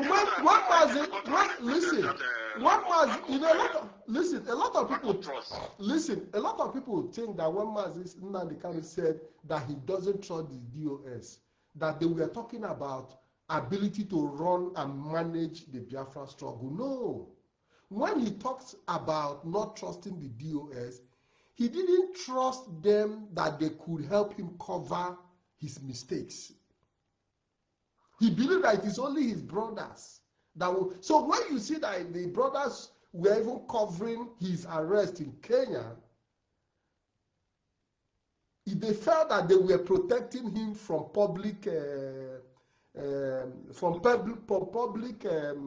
embarrassment and laughter, because when they talk, the DOS might start questioning, but he's not supposed to be in Kenya. You understand what I'm saying? Yeah. So by trying to protect that information, in their mind, they were protecting the nakedness of their brother. Because they know that he didn't, that the Directorate of State are not aware he's in Kenya. So that it will come to the DOS as a surprise. So they needed to cover it with the hope that they would resolve the whole issue in Kenya then. That was a big mistake, biggest mistake ever. Anyway. So, like our sister and our mommy, Agnes Wokike, also commented here. He said he used to pray when he was free, not when he was kidnapped. I also said that he made some mistake which gave loophole for the manipulation through charms. You are free to believe it or not. It's not superstition. Well, our mother here, Agnes Wokike, just dropped her to clarify her position. You know, she have her own belief system. I have my own belief system. But one thing I can guarantee you is that Mazi Nnamdi Kanu is not under any kind of spell or any kind of manipulation, any kind of juju. Just like Simon Ekpa said, Nelly go do juju to heal him. All these things are these are just our, you know, as Africans, we always live with this mindset of say juju and all these things. The truth of the matter is that Mazi Nnamdi Kanu himself has a lot to protect. And when you have a lot to protect, each time you try to protect, there are always leakages. I don't know if you understand what I'm saying.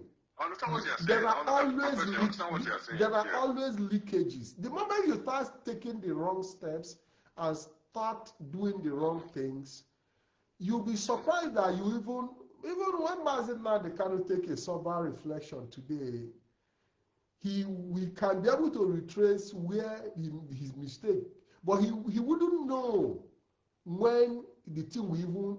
Sometimes you make certain mistakes and you see the mistake continue to get deeper as a result of human error, maybe not intentionally.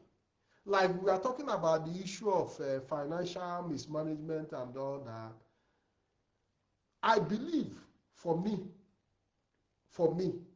I believe that what happened was Mazi Nnamdi Kanu saw the type of resources he has never seen before.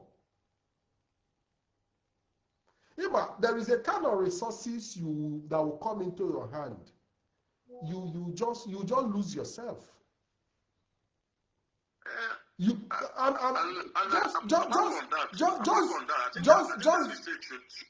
mistake should not only be to Mazi, because our leadership were, you know, kind of too, I don't know what to say it. They were just not looking at that area. Let me tell you the truth. No. Let me tell you. Before they joined IPOB, let me just admit this to you. Before they joined IPOB, Mazi Nnamdi Kanu was still outside. I didn't like the way we were running our finances into one person. That was first thing I told my coordinator, that how are we doing it that way? Supposed to be not to be that way. But say, well, that's how the structure is. No, that is what I'm saying. Resources is not just the money. The resources is also the power you hold. You understand what I'm saying? In a situation where you give order and people obey you, in a situation where you command things and they happen. These are resources at your disposal. You understand what I'm saying? It requires some level of checks and balances for you to be able to. That check and balances was there now. That was why DOS was there. But they didn't have access. I think they were checkmating his power to an extent. What they were not looking into, which is what they admitted, that nobody was looking at the finances. Nobody. And that is why Adamanya was able to tell us that rubbish that Mazi has nothing to do with the account. That Mazi will be giving order from DSS detention to manage the finance. Who does that kind of thing? It's because no member of DOS has been looking at the finances the way they ought to. You know, they've left everything for him, trusting him to run it alone. And that is why we had that problem we had. You understand? And Mazi Nnamdi should know that, look, we all are under oath in this movement. You understand? And the oath says that he cannot be insubordinate. Neither should we be insubordinate. So that oath is holding everybody, including himself. And he should know that for going to Kenya without approval from DOS or from IPOB, he was insubordinate to us. By not listening to the legal team of IPOB, when we got discharged and acquitted through Barrister Ifeanyi and Sir Michael Zekome, that we should not go back to the court again. And he decided to go back to the court without the approval of IPOB. That is insubordination. So there are so many things Mazi has done since he was rendition that show consistent insubordination. And that is what he is suffering from till today. That's insubordination. Until he goes back and realizes that I was under oath not to be insubordination, insubordination to IPOB. Then I had to retrace my step. I have to admit that I have gone wrong by the step I did to disobey the movement I was leading. Mazi had to come out and do that. And before all this thing can be corrected, that's what I feel is where I feel that he's getting it wrong, and where I feel that is what is making him behave the way he's behaving. He's under oath not to be subordinate, and he has gone against that oath of not being in subordination to IPOB. And he had to retrace his step from there. So all this about our sister saying he was under spell, maybe that's the spell he's under. But as I said, I'm not a religious person to comment on people's belief that somebody is being controlled by juju or no juju. You know, that's not my area, and I can't comment on that.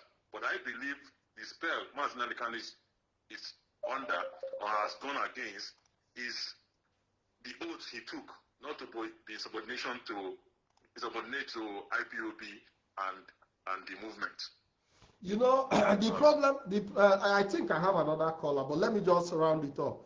Emma, the problem that our people have, I continue to say, is superstitious belief. And we cannot run a Biafra with superstitious belief. People must be held accountable. You understand what I'm saying? 100%. People saying that it's spiritual and all this, these are Akukonde Nigeria. We must face our reality. You understand what I'm saying? And we must also extricate ourselves from all these religious sentiments, where somebody will make a deliberate mistake and we just push it into spiritual matter. We cannot run a government like that. We cannot run a government where we have to blame the devil for our negligence. Yeah. Like I said, Mazi Nnamdi Kanu saw the type of resources he had never seen before, and he lost himself. That is the truth of the matter. Let me call back a call from America. Thank you very much. So let me call back. A call was coming in from Bosco. Yes, I think I'm familiar with.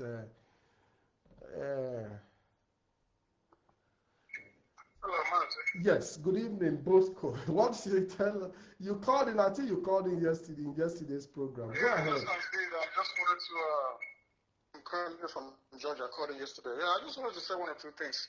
So, my brother, I see what you were saying about, people who are so spiritual or something like that in regards to what's going on. My brother, you talk about that you do not believe it does not mean it doesn't exist. And we're good and evil, which we all know. So according to here, according to the story of Abu and Ababu, God created the good and he created the bad. Like we tell you now, but like, you do not believe it does not mean it doesn't exist. Listen, I want to I don't know if it's even possible for me to even say it because this guy named Madubugu, I'll be very honest with you, man. I think that was about 4 years ago when I came back. When him that I hold this guy for one of my older brother, been looking for him or whatever. When I went back home, to see if I can get any kind of help from this guy, Madu Sampe. You know him, right? Yes. Yeah. So when I got there, I ran into this guy. What's his name? I ran into Madubugu. That was my first time meeting. When I saw him, I just knew who he was. So he came over there to do whatever he was doing. Enjoy, I say, what's up, or everything about my. That's not even Mazi Nnamdi Kanu. He's doing everything possible for to make sure that he's being released or whatever. Obviously, later, okay, then we had a conversation in regards to Simon Nepa. Simon Nepa, good. I was asking Simon Nepa, he's doing a good job and all those things. Even he castigated Mazi. I was just so bad. Mazi. Mazi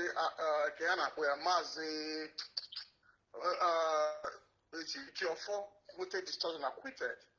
So later, when I came back to the US, I started thinking, why is this guy being insubordinate or whatever? I started thinking, it's okay for me to have found this guy here based on what he told me. I know that no one heard that because I saw the things he came there to do, to be honest with you. I saw it. We are about Joy. I'm a first time equal like that. Don't go somebody regards to this. I told him. So some of these people surrounding on you that you do not believe in, and it does not exist. It is not in existence. These people twist the brain of this man. They have twisted and turned his brain upside down. So now he doesn't know which one to believe and which one not to believe. The only thing that you only deny is the grace of Chukwu Kabiama. That's the simple fact. Sometimes when he gets on this one as more up than Biafra, he always said that now. Most of the things he says, he doesn't know when he said them because he said he prays 7 times a day. 7 times a day. So when he comes there, maybe that's the gift given to him by Chukwu that he's able to avoid a whole lot of things that come to pass. That does not mean that he's not perfect. Yes, that I just believe by the grace of Chukwu Kabiama, with all of us exposing, like I heard, okay, he has an access to, Kiana, I don't know, internet or whatsoever, So, we have to keep praying and praying and praying until make sure that he come back to his senses. That man I know with his senses, because Mazi Nnamdi Kanu, which we all know, he has condemned the Nigerian government to share the zone of Nigeria. All the whole leaders and so this thing when I called in, I was trying to tell you, if this guy really wants to, if I see or whatsoever, I'm sure somehow along the line, the federal government of Nigeria will know they're so corrupt. They're so corrupt that now, like I said, we have political agitation, even though they have not come to tell us. How political agitation, what can you do? What are they happy? Are you going to tell me that he's going to refuse it? They're going to want to compared to federal government here, this thing. So sometimes I have to reflect back and start thinking, he's not doing this in but we just need, he just got intervention or whatever for him to come back to his senses. And then another thing a lot of people they come in, to your program, even this Kiana where Law when she's holding, this her program. A whole lot of people come in there and they start talking about, start castigating her. These are the kind of people Mazi Nnamdi Kanu mentioned in one of his broadcasts. He said there is something fundamentally wrong with the brain of a black man, which is that wickedness and evil. And yet they twist and turn it around. They know the truth, they twist and turn it around. Looking at Kenya where Mametu and the rest of them, they want to be, they are forming their own, they are getting kind of platform. Look at Thomas and Mitu Kenya. Kendo like you lead. Listen, you know there is no fight IPOB has stood to fight that IPOB will lose. So here, at the end of it, all of them they will bow to the IPOB. And some of these people now castigating the leadership of this struggle. They should go and thank. They should go and just go and thank them. Not just one person. They should thank all of them, especially China Sanworu. They should go and thank them.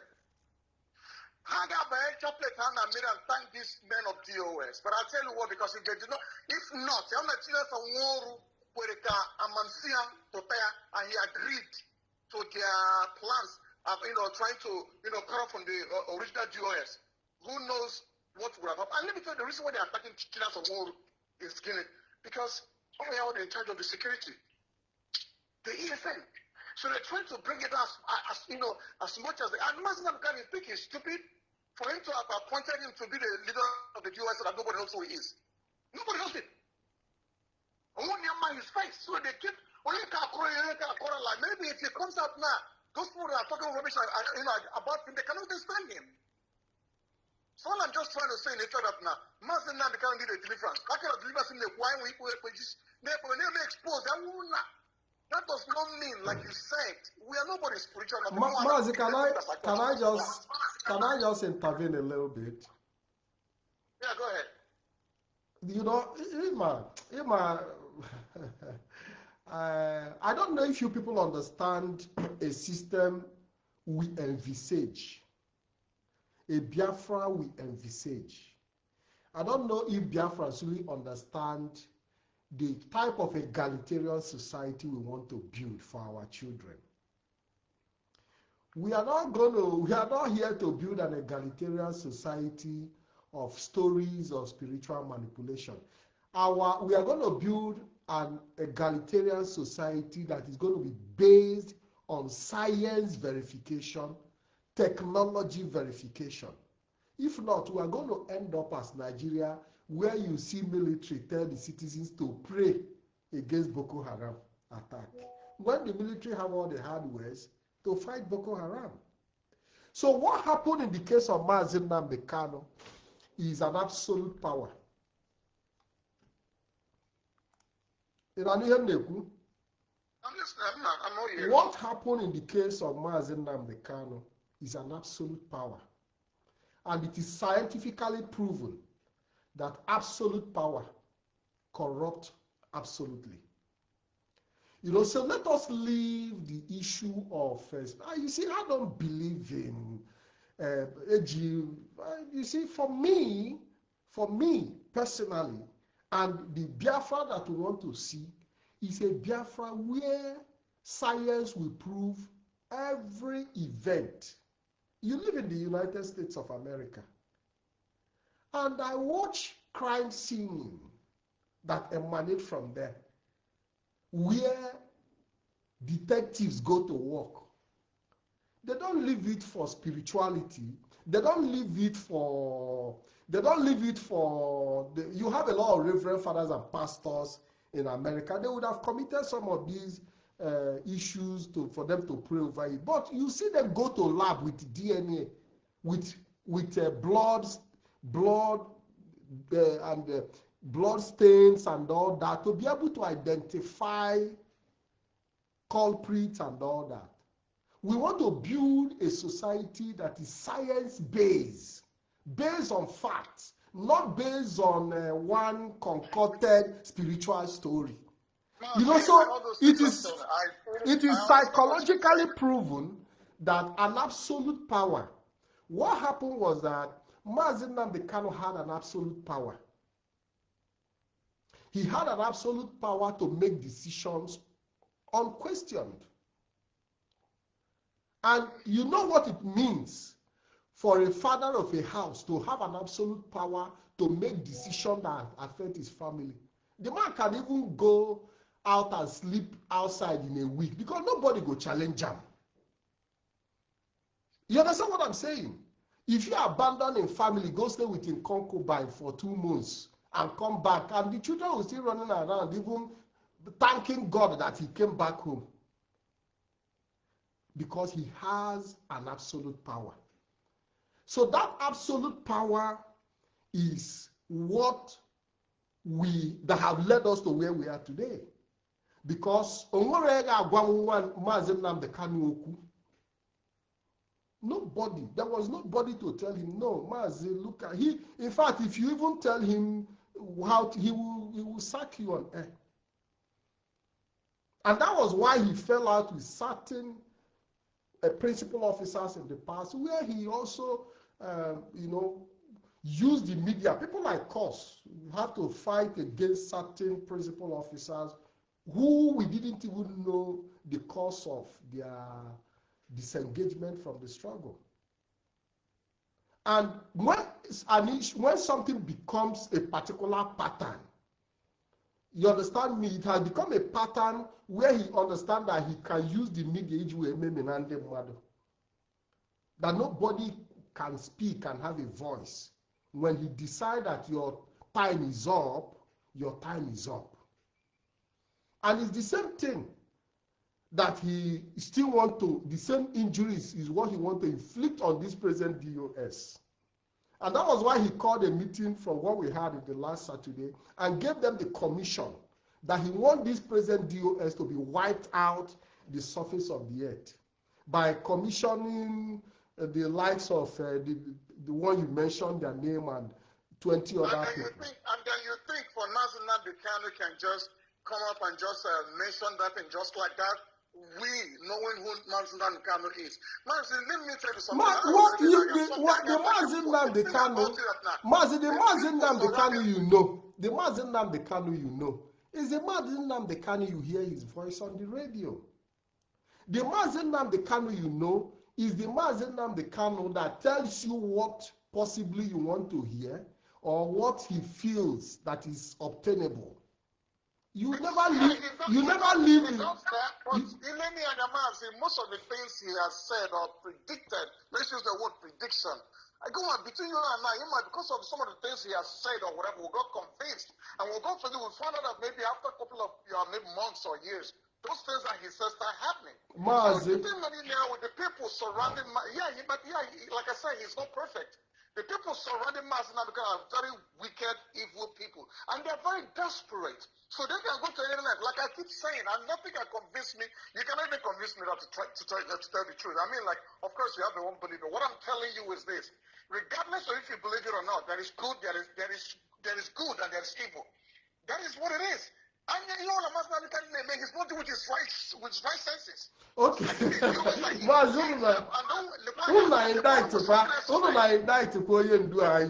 You guys are indicting him to say he's not doing it with the right senses. So indictment on his part. And I will prove.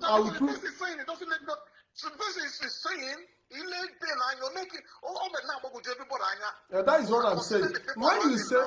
When you say that Mazi Nnamdi Kanu is doing things that due to unless he's just playing, just to play those guys or whatever.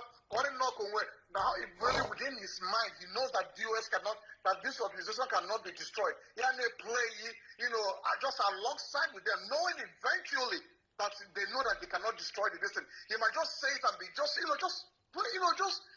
with them. Knowing that now it ought to be very impossible for what? For the DOS and IPO be money destroyer. I don't know what else to think.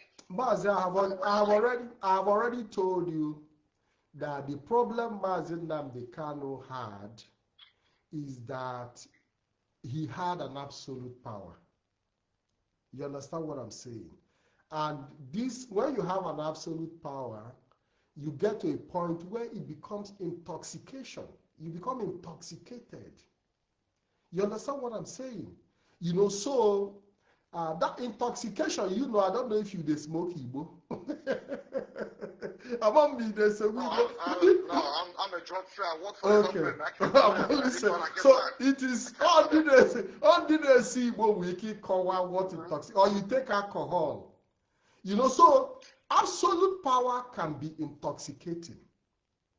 So the truth is that our leader Mazi Nnamdi Kanu became intoxicated with absolute power. And I want us as a people to face our reality and stop giving all the. I love Mazi Nnamdi Kanu. He's a man that I admire. Don't forget that he studied history. And when you study history, you'll be able, you have the capacity. He's a very intelligent guy. You have the capacity to connect dots. Because when you understand history, you look at events of the past, you'll be able to connect them with recent events to now be able to tell you what the future holds. So when people say that Mazi Nnamdi Kanu is a prophet, it is because he studied history. And when history repeats itself, you'll be able to connect the dot to tell the direction things are going. So Mazi Nnamdi Kanu wasn't using prophecy, but because of his knowledge in history. So he was able to look at events and connect the dot to tell us what is going to happen. So that is what the reality is. He wasn't a prophet. He's a very, very intelligent person who understands history. He studied history in school. You understand what I'm saying? So when you study history and you look at the events of the past repeating itself, you'll be able to make a prediction on what the future holds. Carl, I want to say thank you very much for the time. Thank you very much. Thank you very much. Yes, we have a caller. And let us take this call.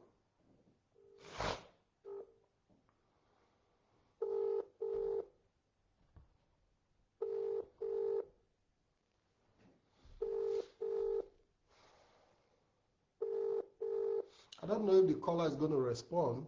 Hello, caller. Welcome to the program. Good evening. Hello, Patrick. Good evening and good evening, everybody listening. Can you hear me? Yes, I can hear you. I believe Biafrans are listening. You're welcome to the program. Yeah, thank you. So my name is Wada Ogechuku. Sorry, it's no longer. I just joined. I just came back from work and I didn't know you'd be online. So from little thing I heard you guys are talking about, my own observations. You know, I think somebody called to say that, no, I didn't, I just joined like 3 minutes ago, but what I understand you guys are saying, I think the last caller was saying the issue could be spiritual, isn't it? Yes. But you are trying to explain, yes, that is absolute power. Yeah, to me, yeah, I believe spiritual things do exist, but in the case of Mazi Nnamdi Kanu, I don't think so. You mentioned absolute power. It's part of the problem, because all along, Mazi Nnamdi Kanu has been the only decision maker in IPOB. Nobody disputes his order. When he tells you shut up, must shut up. When he asks you to speak, you must speak. When he asks you, you don't have power to look into the finance, you don't have the power. This is how Mazi Nnamdi Kanu has built himself, believed that's the way. Now things has changed. It looks like eyes are beginning to be opened to see a lot of things that were going wrong when he was outside and when he's inside. But because this is a man that has lived number of years with that same pattern of life, pattern of unaccountability, pattern of not listening to anybody. So he has built himself up that way, just like you describe it as an absolute power. That was what he has enjoyed for years. Now, there's beginning to be like people saying no to certain decisions. That is why to him, this is strange. This has never occurred. It has never happened. To him, he's not believing that. Because all along, he has been yes, yes, yes. Some of the things at times we see he writes, he still cannot believe that he will give an order and it will not be obeyed immediately. Because his own, he will tell you with immediate effect. He will tell you, shut up, do it right away. So this is the way he has built himself. This has been his operation, his modus operandi for years. So So this has nothing to do with spirituality. I believe in spirituality, but in this case, it has nothing. Somebody was saying, Mazi Nnamdi Kanu, that we know how he behaves and how he talks. Yes, there are good speakers, which is one of them. He's a good presenter. Many people that speaks do not act or behave the way they speak. Then why are we criticizing the pastors? The same pastor that will tell you do not commit adultery will be the same pastor that will target somebody's wife, to climb somebody's wife. Because we are getting to know all these things because of his absence. When he was here, nobody noticed all these things. The few that noticed it could not talk because it has been like a pattern. Silence pattern. Nobody there speak. If you speak, either you quit or Adangarugi up, media wants that will attack you. It has been the way IPOB has been. So nobody wants to speak. So the issue here now is not has anything to do with spirituality. Mazi Nnamdi Kanu has built himself a god to IPOB. That is the problem. He wants to be and remain the single decision maker. You can't say no to it. If you no, you begin to have problems instantly. So this has been him. It is the same Mazi Nnamdi Kanu many of you knew 100 years ago. He is still the same. He has not changed. Nothing has changed in him. So there is nothing like a one job, evil spirit that entered him. This man, this is the way he has been. He has been Ezonyagwanam. He has been the single decision maker in IPOB. He has been the only eyes that sees money. He has been the only person that runs things. So why do you guys want to change it now and you think he's going to keep quiet? So that is whom he is. His presentations, he's holier than holier. There's nothing like that. Oh, you can only get to know a person when things happen. The Mazi Nnamdi Kanu, many of you are observing now, has been whom he is. He's been whom he hasn't changed. So that is what the problem is. Somebody was talking of deliverance. To me, the only deliverance he needs is the deliverance via expositions of the things he's doing wrong. It's the expositions of the things he's getting wrong, because when you listen to him, even up to today, that he must be done his own way. He must be done his own way. You must abide. You must bow and fall. Which is not going to be the same. It has been. Because even those obediences, we have seen where it has landed, even the struggle. Yesterday I talked about the menace of Egbenima. If not, is it not him that initiated, go and take a slot? So, but because of that single decision maker, that many things were gone wrong. I had somebody talking about finance. Do you want to tell me if there are voices that are telling him the way financial setup was done is so porous? Even if you tell him, he's not going to change it. Because that's the way he wants to run it. He wants to run it as his own thing. So this is a man, we didn't even understand his character. That is the problem. That's why some people thought he's whiter than white, and the man you are seeing is not what he claimed to be. And then many people are even confused.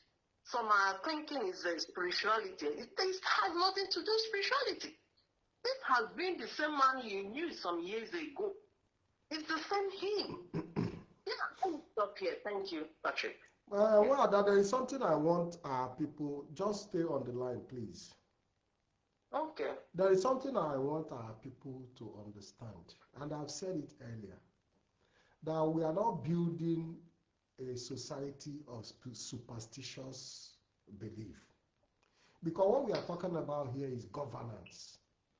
and no government is built on superstitious belief. We cannot build a society where you see the Nigerian military tell citizens to start putting the issue of Boko Haram in prayer when they have the military hardware to go after Boko Haram. Because this is the society we also want to build. We can't allow the Nigerian way of doing things to creep into Biafra. One, I don't know if I'm communicating. Where people are not held accountable, for whatever mistakes. You see, what we are trying to do here is not to castigate our leader, Mazi Nnamdi Kanu. But we are trying to make our voice heard for future so that you can record what I'm saying. So that when my children grow up, they will tell me, say, Daddy, we saw your position you took 50 years ago during the struggle for Biafra restoration. We saw what you said about this, because posterity is going to judge each and every one of us on the stand we are taking today. And we have to be realistic. We are not here to judge anybody, but we are just here to talk to ourselves. Because while I'm also talking about Mazi Nnamdi Kanu, I'm also talking to myself as well. One, I don't know if you are getting my message. Like every other Biafran. Just like we are talking about Mazi Nnamdi Kanu and how absolute power have corrupted, I'm also talking to myself. And because of the corruption of that absolute power is what the siblings have, taken advantage of. Just like you have the Nigerian system where you see Tinubu's son gallivanting with the Nigerian military as the son of the president, that he can even order the arrest of anybody. This is what we are facing. It's not different. What Kanunta is doing in IPOB is not different from what Sheikh Tinubu is doing in Nigeria. Because his brother is the leader of IPOB, so he can even insult the head of Directorate of State. Because after all, my brother get the last command. Is it the type of Biafra we want to build? I expect to get more calls. Wanda, thank you for it. Is there something you want to say? No. I'm done. Thank you. Thank you very much. I expect to get more calls before we round up the program. So let us face our reality. Let us face our reality. Because the truth of the matter is that if the siblings of Mazi Nnamdi Kanu is not respecting the institution he built, it's because the Mazi Nnamdi Kanu himself have not even shown respect to the institution he built. Because if Mazi Nnamdi Kanu have shown respect to the institution he built, his siblings would show the same respect to the institution that he built. So when you see Kanunta disrespect the office of the head of Directorate of State, when you see Kanunta and Meme disrespect the DOS, it is because they learn it from their brother, because they say when you ask Nnewu na-ata afifia, nwa ya na-ene anya n'ọnụ. But that is the truth. So the disrespect you see on the part of the siblings of Mazi Nnamdi Kanu is what our leader transferred to them. He made them believe that they are above the law as far as IPOB is concerned. That they can even tell the members of DOS what to do, because they are brothers of the leader of IPOB. So let us not fall into the trap of trying to make this exoneration with spiritual stories. You understand what I'm saying? Let's not use spirituality to cover mistakes. We want to build a Biafra that is scientifically based, where people take responsibility. We want to build a Biafra that has no atom of superstition. China today, if you do anyhow, you will, as a government official or as a government, somebody holding position, they know they tell you so because instead of spiritual, no, it doesn't happen. It doesn't happen. There is something I said yesterday. Why are we still struggling for this Biafra after all this death and so many things? Because God no one give us this Biafra. God no one give us this Biafra with this type of leadership, we are experiencing today. God no one make, even between, hold on, watch Chineke, even between 1967 to 70, when you look at, you know that maybe God no one give us this Biafra under Odumegwu Ojukwu. Because maybe an Odumegwu Ojukwu would have also been an emperor. Maybe God knows that we have not evolved to the point where we can have good leadership. A leadership of accountability. That is why sometimes the delay is not for nothing. No? The delay is not for nothing. Wachineke, you're welcome to the program. Good evening.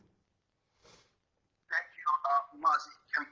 I want to thank you for your job, for the good job that you're doing. Of course, we must stand our voice because all this rascality that is displaying every single day on social media, we cannot allow it to slide down. Of course, we must keep on putting gasoline inside the fire, keep on burning. A lot of people are speaking their minds or their thoughts, but I don't want to believe in that superstition or superstitious thoughts of our people, like what Mazi Nnamdi is doing today may be true or something like that. I don't believe. And a lot of our people have spoken well. I want to tell them, because some of them are not here from the day one. Some of them don't know. And I will tell you this, some of our members also, they are not into media to understand, because what is happening today is... Mazi, where you are, the line continue to break somehow. So I doubt that our people are even hearing you clearly, unlike every other caller that have called in the past. I think I was somewhere else. I'm going to come on now. The one just come out. Okay, don't worry.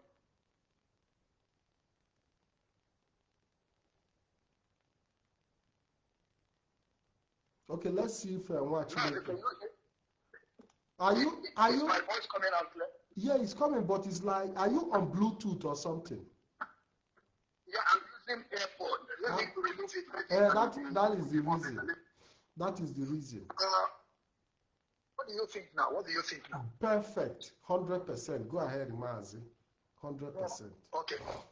So, Mazi, like I said, I am Mazi Okechukwu, the general, a IPOB media personnel under the leadership of Mazi Nnamdi Kanu, DOS Mazi Shike Doziem, the man in charge on absence of Mazi Nnamdi Kanu. You know, a lot of people have given their thought over superstitious belief. Of course, most of the times when something happens, most of our people will turn it around and say that it's a juju. I don't believe on that. They say it's the work of the devil. Yes. On a case of Mazi Nnamdi Kanu, of course I know most of our people that have spoken, some of them are IPOB members. They are not into media. Believe you me, if you are into media, you will understand what is playing now very clear. It's very, very clear to us, to somebody like me. Mazi Nnamdi Kanu, the way he structured IPOB, he structured it himself alone. And I keep on saying this to everyone. You know, some of them will be telling you why the leaders, when Mazi Nnamdi was out here with us, why the leaders are not speaking. These people you see, they are very, very in tight order. I want to use Ushemefo as a case study. Can some of our people tell the crime of Ushoka from Mefo? You can't even tell. But when case of Ushemefo come up, we were raining insult, you know, calling Ushemefo all sort of names without asking questions. I want people to know that what is happening to Mazi Nnamdi Kanu today is all about power. Mazi Nnamdi Kanu could not believe that those people that he left can ever challenge and ask, not challenge, but to say that this message is not right. Because everything that Mazi Nnamdi Kanu does when he was outside here with us, it's only him. I begin to understand this. I am not a member of DOS, but I am an IPOD media personnel. You know, when Mazi Nnamdi Kanu will come out and tell us that everything is gospel, that he's communicating with the leaders, he has to go to upper chamber and they have to discuss before he will come out and announce it. This is not the way it is. This is not the way it is. The leadership are too royal that they cannot speak, because when you speak or you go against the order of Mazi Nnamdi Kanu, we, the media personnel and media warriors, will come after you without knowing the crime of that person. And I keep on saying this, Mazi Nnamdi Kanu is making a very big mistake. IPOB is an institution. Our people should understand that. Like I always tell people, if I knew that this struggle was like this, I would never join. If I even knew or communicated, because of course I know some DOS. I know 3 DOS, even over 10 years ago. I know them because there's some posts that I made one certain time. They called me. They told me I am DOS. I don't even know there is something like DOS, but they called me. They told me whenever I have a problem, whenever I have some issues, if I want to clarify something, I should call them. But in the way I live my life, I don't need to call them for anything. So if we know that all these leaders that we have, they have been subjected to nothing. They don't have mouth to say. Whatever you say, it will be against Mazi Nnamdi Kanu. And I keep on saying this. When I knew all these DOS, when I have a communication with them, I don't even know the reason why I could not go more deeper to begin to ask them some questions. But we believed Awonyendu, that everything that he says is a gospel. That the way he was talking to us on Radio Biafra, that he's discussing with the leaders, and they have to, agree before he will come out and, give the announcement. I believed him. That is why I was not trying to go closer to the leaders to know all these things. Is it real? But there is some things that happen. Sometimes it's good for something to happen for us to see the clearer picture. I begin to know the way of Onyendu after his rendition. Where on this planet Earth or in the history of humanity that we have an organization, a mega organization like IPOB, and their leader was kidnapped, and you are telling the man in charge, which is the second person in charge, that he don't have to come closer to finance. He don't have right to ask a question. And this issue, let me tell you something. I have, even though after the kidnap of Mazi, I also asked about the money. I asked some part of some leadership, why can't you people involve yourself in that finance? My brother, if you hear what these people tell me, they don't want problem. I don't want problem. I don't want people to be calling me. I don't want this. That means that these people have been subdued to zero. They don't even have mouth to say. They are there as OES member. And we, the media, we don't have an idea. I don't even know how this thing happened. So for some of them that are saying that they may use a juju or superstitious belief on Mazi Nnamdi Kanu, all those things, it's just fabricated. These people that are saying this, they don't even know who Mazi Nnamdi Kanu is. With the little that I have listened, followed for over going to 15 years, I have understand who Mazi Nnamdi Kanu is. All this thing that is happening today, this is exactly how Mazi Nnamdi Kanu have been living. Forget that things are beginning to open. This is how it is. You must take this order. We remove this person. And even though there are some people in Germany, they removed that. Even though when you ask those people, what is your plan? They will tell you there is nothing. Even though there's a time that only look on social media. Only look on social media and say there is a one coordinator they have to remove. What the crime of the coordinator? Nothing. Just go down because of gossip from Madam Finance and rest of them. Maz, I will stop here, please. Thank you very much. Thank you very much. Thank you for your contribution, Maz. I really appreciate it. Thank you. We have other callers, so let me see if I can get back to them. I have another caller from, who is this? Is it?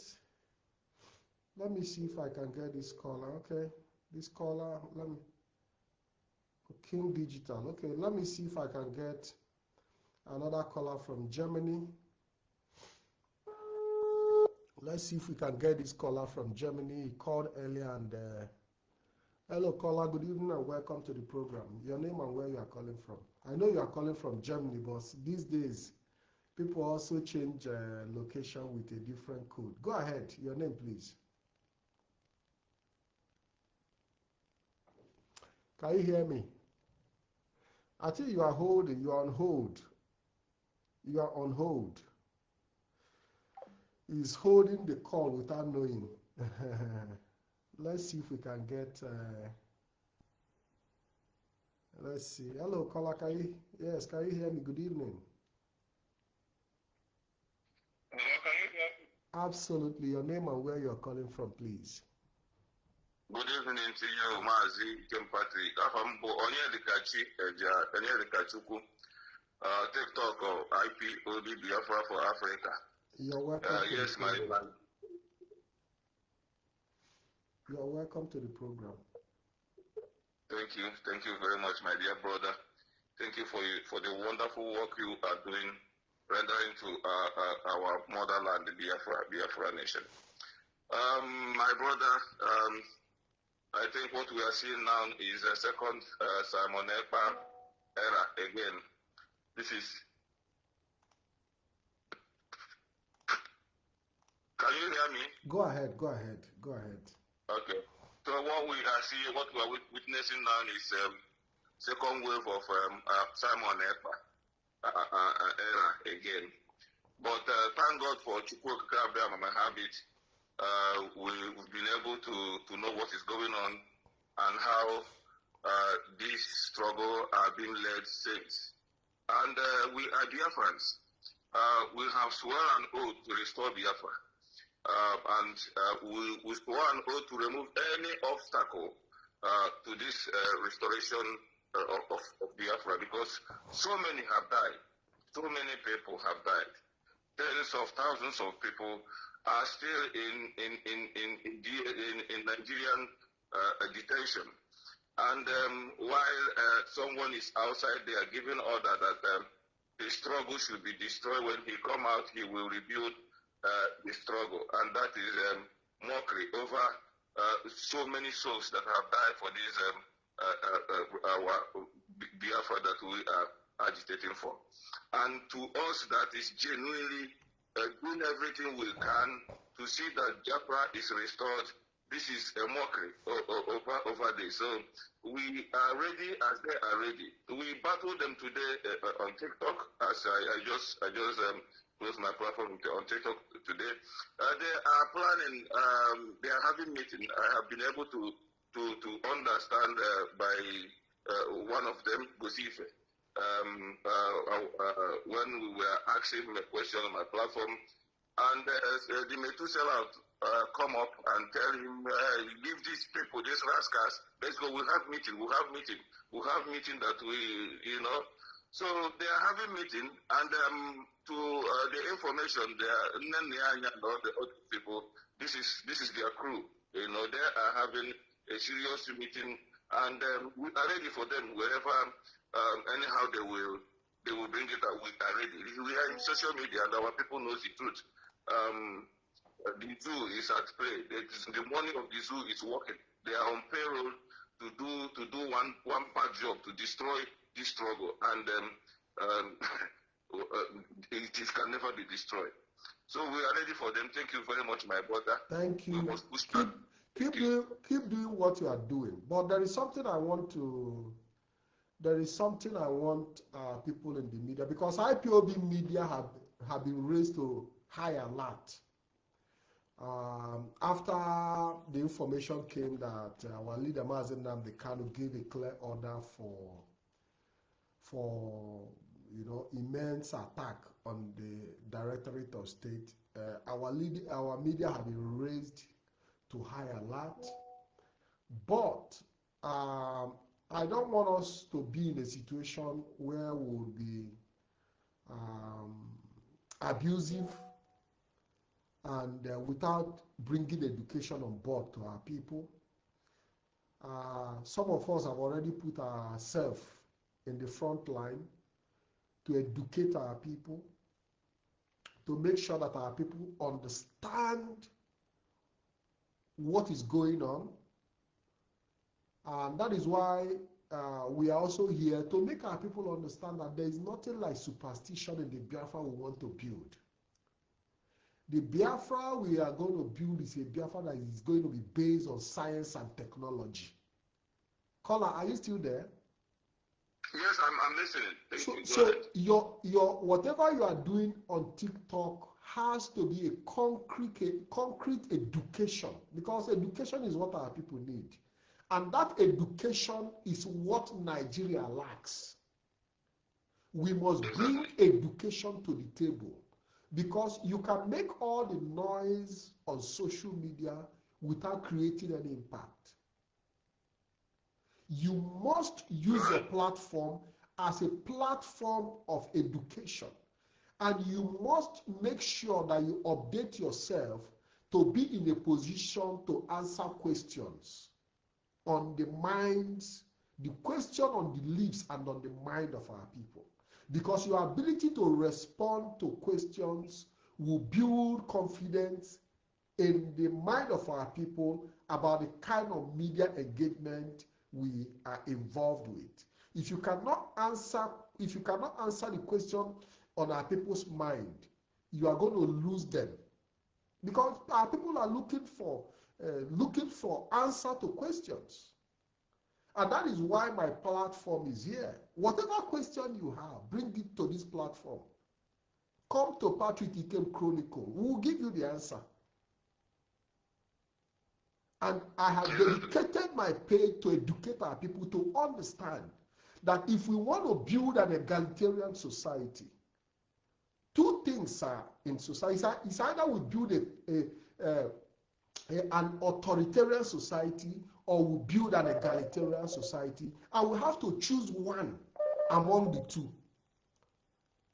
And we cannot build a Biafra that will be worse than Nigeria. And we must also make our people understand that we do not hate our leader, Mazi Nnamdi Kanu, but we are here to call him Papa, Daddy, come back from that road. Exactly. You understand what I'm saying? And why are we raising our voice so high? Because the more we shout, the more it seems like he's not hearing us. So the more he's going deeper, the more we have to raise our voice for him to hear us. And it is not born out of hate. Because I know that posterity will judge each and every one of us for whatever position we have taken today in this struggle. Thank you very much for the time you have given. I really appreciate. Thank you, my brother. Thank you very much. Let's call back this a caller that have been trying to reach me as well. Let's see if I can get this caller. Hello, good evening, caller. Your name and where you are calling from, please. Hello, caller. Hello. Yes, good evening. Mazi Patrick Ikem. Good evening, Mazi. Mazi. This is Mazi. You're welcome to the program, Mazi King. You're welcome to the program. Yeah. Thank you. I think you are doing a very good job trying to educate our people, but our people need more of education than anything right now because of the twists and the confusion that are taking over the airwave, social media airwave due to what is happening. Actually, Mazi and Kanu is unfortunate that we actually build emotional influence around him because of the passion that we had, the desire we all have for Biafra's nation, and we heard a voice crying in the wilderness, make streets the way of freedom for Biafra. And that voice was Mazi and Kanu's voice, just like John the Baptist, who actually was the voice crying in the wilderness. Likewise, Mazi and Kanu. Do you know the similarity? When the Savior came, John Baptist, the same voice that was crying on the wilderness to prepare the way of the Savior, started doubting, asking, is this the Messiah or should we expect another? Why am I trying to say this? The situation that bring out all the confusion and the self-black problem of Mazi and Kanu was situation that I can call betrayal of the highest order, and also which actually was lack of trust to people he is bound on oath and decided to entrust himself and everything to people outside the oath. People have trusted Mazi and Kanu to the extent that they lay down their life. But the little did we know that Mazi and Kanu did not trust anybody, not even the inner circle of his leadership, the DOS. Mazi, can I step in? Can I step in? Just hold it there. Let me talk about it, and I will allow you to continue. Because when we talk about trust, people need to understand from the angle of the trust that Mazi Nnamdi Kanu lack is not trust on the leadership DOS to lead. He knows they have the capability to lead. His lack of trust is not in doubt about their capacity to lead. His lack of trust on the leadership of IPOB is that doubt that they would see things, that they will see his dark side and protect it for him. He doesn't trust them that they will see his dark side. I don't know if you understand what I'm saying. That he doesn't. That's the point I'm trying to elaborate. But go ahead, make your point, and I continue. Okay, so when you see him say he doesn't trust the leadership, the DOL, but he trusts his brothers, he trusts his siblings, because he knows that it is only them that can protect that his weakness. He believes that they are the only people he can entrust his weakness to. that his weak side, his weakness, he cannot trust this DOS to protect his weakness. So when we talk about Mazi Nnamdi Kanu and trust with the Directorate of State, we must learn to explain to our people from the point of view of that trust. The trust does not fall within their capacity to lead. It's not, so that our people would understand that the trust that Mazi Nnamdi Kanu lack in the DOS is not their trust to lead, their capacity to lead, but he lacked the trust that they would not be able to protect his weakness. And that was why he committed that trust to his siblings who will protect his weakness. Mazi, go ahead. Yeah, thank you very much. Yeah, actually, you hit the point, but let me go further to this. Because Mazi Nnamdi Kanu was so much, sometimes we elaborate his word as a Bible quotation. You understand?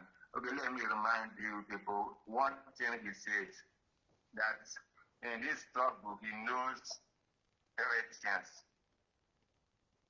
Ordinary member like us knows one. Then the DOS, the DOS, being the leadership, their first body, knows two. But only he knows correct. You understand? Period of strategy which we can assume towards the administration. Now, as things continue to unfold, we have now begun to understand why he said so. You understand? We have not begun to understand why he said so. Like as you mentioned, his weak side. That is the weak side he knows. And he didn't want the US to know. You understand? Some of us, the emotional flowers who actually we need Biafra and Biafra alone, and we have heard the voice, and we feel that there is no alternative than that. Some people have already started worshiping Kanu as a god.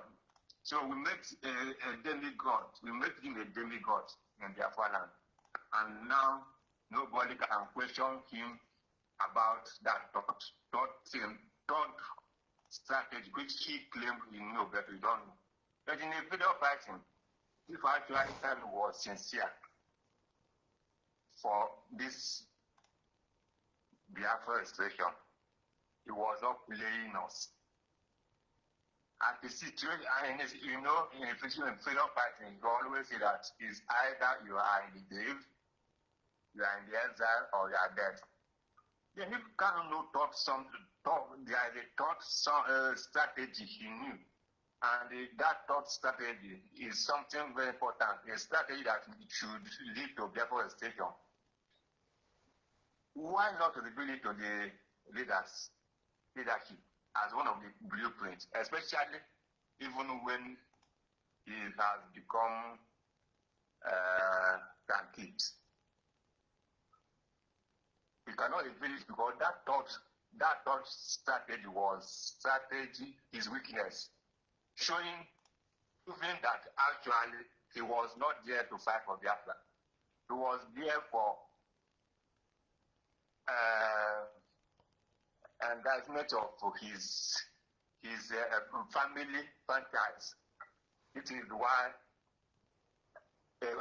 organizational finance can only be channeled to a particular individual against the policy of bank policy. You understand? Mazi, I might beg to disagree a bit. That Mazi Nnamdi Kanu does not have the intention to restore Biafra. I might beg to disagree a bit. We might disagree. point. Will you get a valid point? Yeah, of course. Countering my wait. A valid point. Countering my obligation. Absolutely. If you give me the opportunity, I will. I can give you valid point. Because for me, I always. It is good to wait. You leadership, and you decided to hold one. No, Mazi, let me tell you something. You see, as much, let us try to be objective in our. I love being objective in my analysis. I don't want people to see me as being extreme. I don't want people to see me as being extreme or trying to blackmail or trying to run Mazi Nnamdi Kanu down or trying to show any form of hate. Listen, Mazi, just give me a minute. Just give me a minute, please. I plead with you. Just be silent a minute. Just be silent a minute. The truth of the matter is that there is no doubt that Mazi Nnamdi Kanu want Biafra restored. He has shown it in his passion. He has shown it in the way he has presented himself to us. You understand what I'm saying? But the truth is, listen. Okay, allow me. Okay, allow me. But the truth of the matter is that in the journey of life, because I always use the journey of life as part of my own objective analysis in everything that I do. One might have good intention. You might take off on a very clean slate with good intentions, but your journey can be derailed along the way. Your journey can be derailed along the way as a result of opportunities that even come your way. There is something I said in the beginning of this program, that Mazi Nnamdi Kanu came into a resources. He came into a resources that overwhelmed him. You understand what I'm saying? He happened to dabble into a resources. Resources is not just about money. Resources could also be the kind of power he wielded as the leader of the indigenous people of Biafra. The power you wield, for many people who read the Bible, because I believe that there are people, some Bible lovers and readers in this, who also have superstitious belief. When Moses was handed the baton of miracle, he misused it. When at some point he has to use that baton to strike a rock because he was being pressured for water. So when he struck that, he misused that baton and water came out in massive and destroyed a lot of things. I'm just trying to give you an example. You know, so it would be wrong for us to say, that Mazi Nnamdi Kanu never intended to restore Biafra. I myself, in my opinion, would say that maybe he kind of put himself, above what he's capable of doing. That can be possible by telling people that Biafra will come by next year and all that. I can also see that as part of it, could be interpreted as a kind of motivation. But what happened in the case of Mazi Nnamdi Kanu is that he dabbled into the type of resources he has never seen before, in terms of power, in terms of authority, in terms of financial resources, and he lost himself. You understand what I'm saying? But we cannot take it away that he intentionally came, that he intentionally came to use Biafra to defraud people. I beg to disagree to some large extent. Go ahead. Okay, thank you. Everybody has, maybe in your own perspective, you are seeing it in a different way. But this is my perspective. I believe I have rights to reason on the way I am reasoning based on Mazi Kanu has finished his job as far as the Biafran sector is concerned. I have no doubt about that. I have no doubt about that. I'm coming. Chukwuemeka has called him, and his mission was to create awareness for people to know the importance of freedom and freedom upon themselves. There is nothing Mazi will do again as done, which is awakening our people.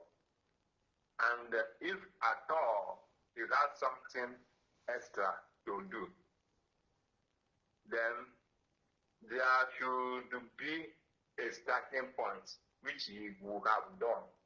But there was nothing extra he would have done. Why do you do?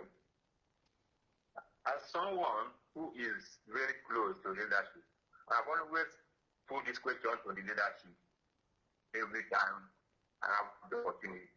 And the question I always put to them is, okay, this our leader is can give right now. Can you people your education and ask our leader on areas that has been stopped so that you people can from the continue in terms of engagement, diplomatic engagements and other engagement that is not yet as it's supposed to be. Because now you people can now continue with that. Okay, maybe it is a contact, maybe it is office, okay, go to this man's office and something like that. They say nothing like that. The only time they have opportunity to interact with man is all about money transaction, fundraising, and that. Yeah, okay, Mazi, I think we have to round it. You have to round it up now so that I can take other calls too. I will make it. I know I'm trying to make my point very clear. Because I'm trying to make my point very clear. So if all these years there is nothing on the table coming from my account that the leadership will, apart from money and the channel where money should be channeled to, then and those and the channel is no area for leaders. Then tell me what the definition of I know the thoughts, I know the effects, others know to the leadership know to and know the effect or problem is the only one. Look, somebody will convince me what that means, and that's how you can, and that's how you are putting it. Like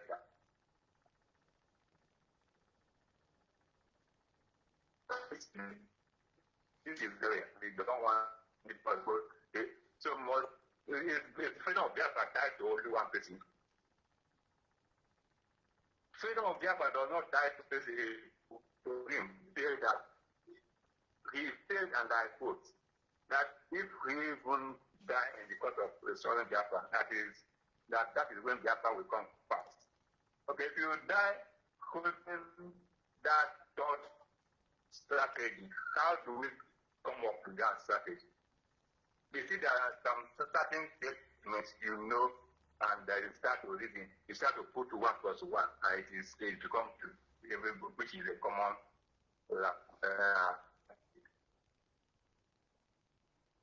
So what I'm trying to say is that she has done his job, creating awareness, And it is our duty now to start where he stopped, to make sure that Biafra comes. If we are waiting for him, yes. I'm coming. If we are waiting for him, he's going to come out. But know that he is not coming out again to continue Biafra struggle. Why? Because unfortunately, he's already in the cage of the enemy. I know what it means. The only people who is his backbone to bring him out honorably is it people that is fighting right now with his siblings. You understand? To the floor, under bargain. That, and we should now start thinking, are we to destroy hierarchy in exchange for bargain freedom, or we should go ahead and continue the struggle for the sake of Biafra, so that the soul of our fallen heroes will not be invested. Thank you very much. Thank you, Mazi. Even your line, you keep breaking, you keep fluctuating. You know. Thank you for your contribution to this program. I really appreciate your call. Well, I don't want us to sound too extreme towards our leader, Mazi Nnamdi Kanu. We have to be objective. We have to be objective in our analysis. It will be wrong to say that Mazi Nnamdi Kanu never had intention of restoring Biafra. I beg to disagree. That doesn't mean that he hasn't erred or he hasn't made his mistakes. So I don't want people to look at it as a form of blackmail, propaganda. And no. The moment we start going in that direction, it will look like a propaganda against him. We must be able to, because this is the only way our people will have a clear understanding of our position. We cannot take an extreme view against our leader, Mazi Nnamdi Kanu. Our view about our leader, Mazi Nnamdi Kanu, must be objective, and we must be sincere. If we have to criticize him, we must criticize him in sincerity and love, and not to completely condemn him and say, no, he never wanted to. He must have, I believe, because for him to have convinced me to join Biafra struggle, I believe he had the intention to see Biafra come. Somebody said that maybe he surrounded himself with the wrong people. Mazi Nnamdi Kanu surrounding himself with the wrong people is a choice he made for himself. It's a choice. You can make a choice to surround yourself with the wrong people, because these are the people you feel comfortable with. These are the people that align with your personal ego. These are people that align with your personal interest. You know, so it is a clear choice he has made. If he decides to surround himself, like he surrounded himself with Aloy Ejimako, it is a choice he made. Because he feels that Aloy Ejimako, you know, could protect something that he is hiding, which maybe Ejiofor and the Zokome might not protect. So he might not trust them to protect certain things. But Aloy Ejimako can play along. So it is a choice that he has made.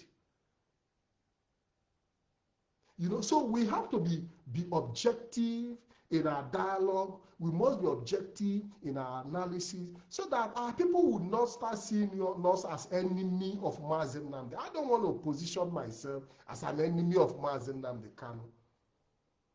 I want to be in a position where people will look at my analysis and my objectivity and believe in my credibility, that I'm not speaking out of bias or out of anger.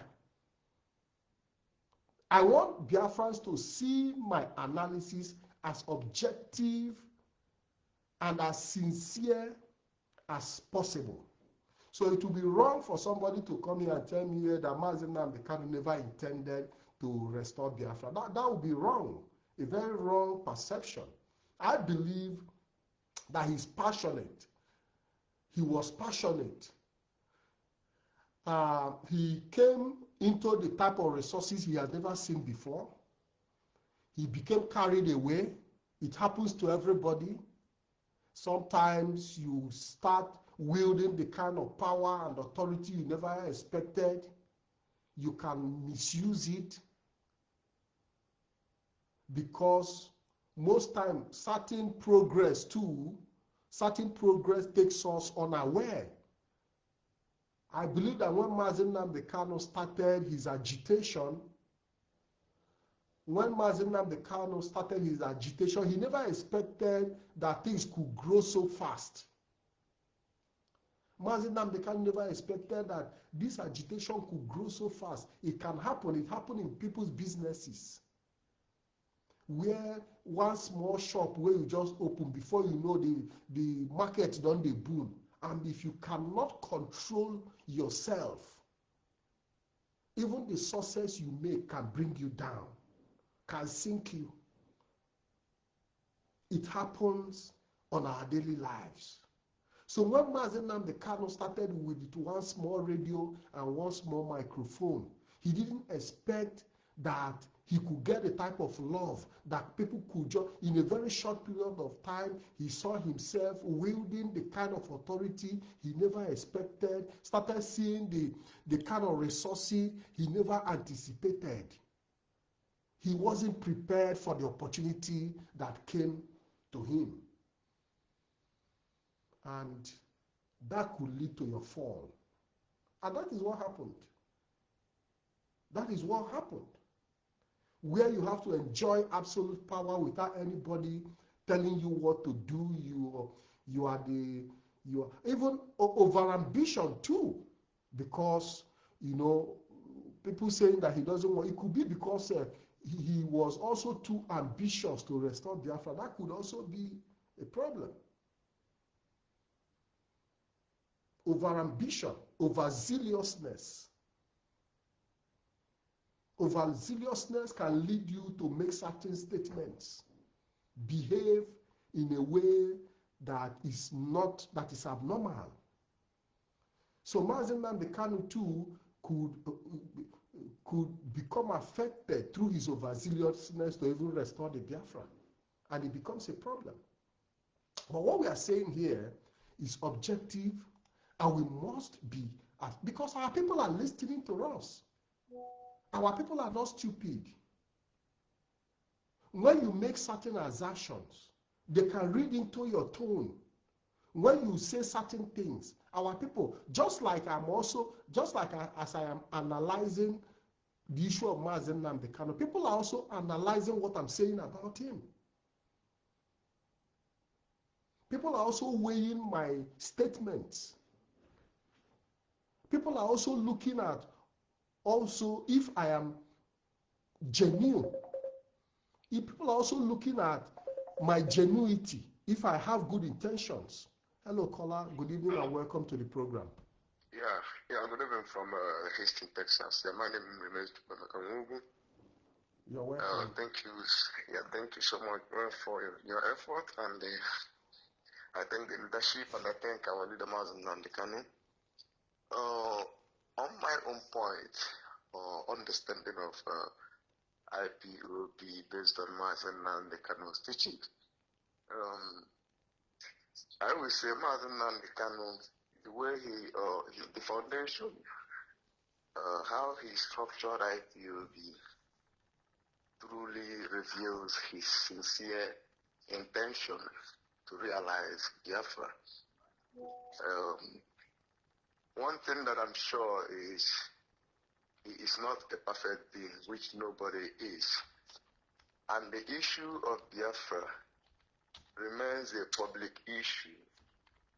That what I mean when I say that is, I never mean that Mazi Nnamdi Kanu perfect IPOB, and he never means to perfect IPOB, but what he meant is to lay a foundation. Because if you listen if you listen to most of his preachings and sayings on Radio Biafra, you will see that he came to wake up Biafrans that we do this job.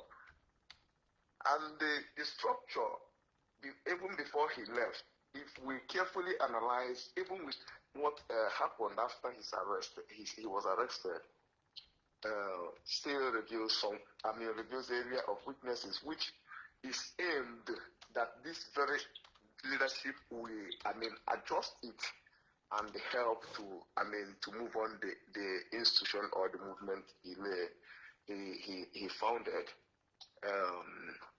I would say everything is still going in order. Mazi Nnamdi Kanu, he did a very great job. It's just our people we are kind of people who are dull to follow up instructions. Though in terms of finances, just like you said, Mazi Nnamdi Kanu, like you said, power, investigate, which nobody can, even if you are the one, or if I'm the one that find myself in that position, believe you me, you will hardly see someone who is disciplined enough. I would say he tried. He's a very strong man to be able to control himself to that extent and move IPOB to this very level. That is my point. When it comes to finances and what brothers are doing today, yes, it's that weaknesses, it's that area of loopholes, which at this age, which on growth or on advancement, IPOB have to, or the organization itself have to mature to address, to be able to continue, towards the destination. So I think everything is going in order. Mazi Nnamdi Kanu did a great job. And if you listen to his broadcast before he was arrested, he made a statement. He said that, yes, something will happen. The institution must be tested. People must be tested. And the institution has been tested. And people themselves have been tested. He equally, I can't forget this, he equally said that this institution or this movement or project can be achieved by 100 men. This 100 men, he means, is people who are like the DOS. And he said that he always made mention or say that it's very clear publicly on Radio Biafra that whenever, according to the way IPOB was structured, passive military system, that when your superior disobey, because he said IPOB has its own mind. What it means that IPOB have a language, which when your superior, his language changed from the language of IPOB, you will know. And he equally give a strategy for you as an IPOB member to remove the superior and continue with the institution. And I'm not forgetting that he made it open on Radio Biafra that IPOB is for Biafrans. What again do we want Mazi Nnamdi Kanu to do? I'm not saying that he's a perfect man, but as a freedom fighter, he still has his own individual life, which must not be part of the struggle. So we have to wake up. The institution have to grow. The institution have to mature.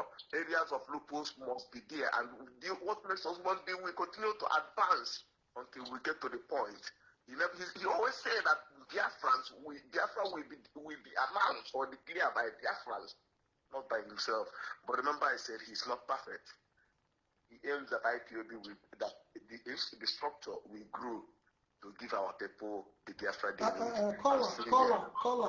Caller, the problem with our people today is that the same structure that Mazi Nnamdi Kanu created is also being attacked by the same. That is where the point is, by the same Mazi Nnamdi Kanu, who believe that he is omnipotent and omnipresent. You understand what I'm saying? And because he believed that he has the capacity to build and destroy and rebuild and all that. This is where some of us have issues. We have had situations where we join in the blackmailing of former principal officers and holders of position because they maybe possibly had disagreements or they didn't like the way things were being managed and things like that. So we are not taking away the sacrifice of our leader Mazi Nnamdi Kanu, just like the sacrifice of every other Biafran too.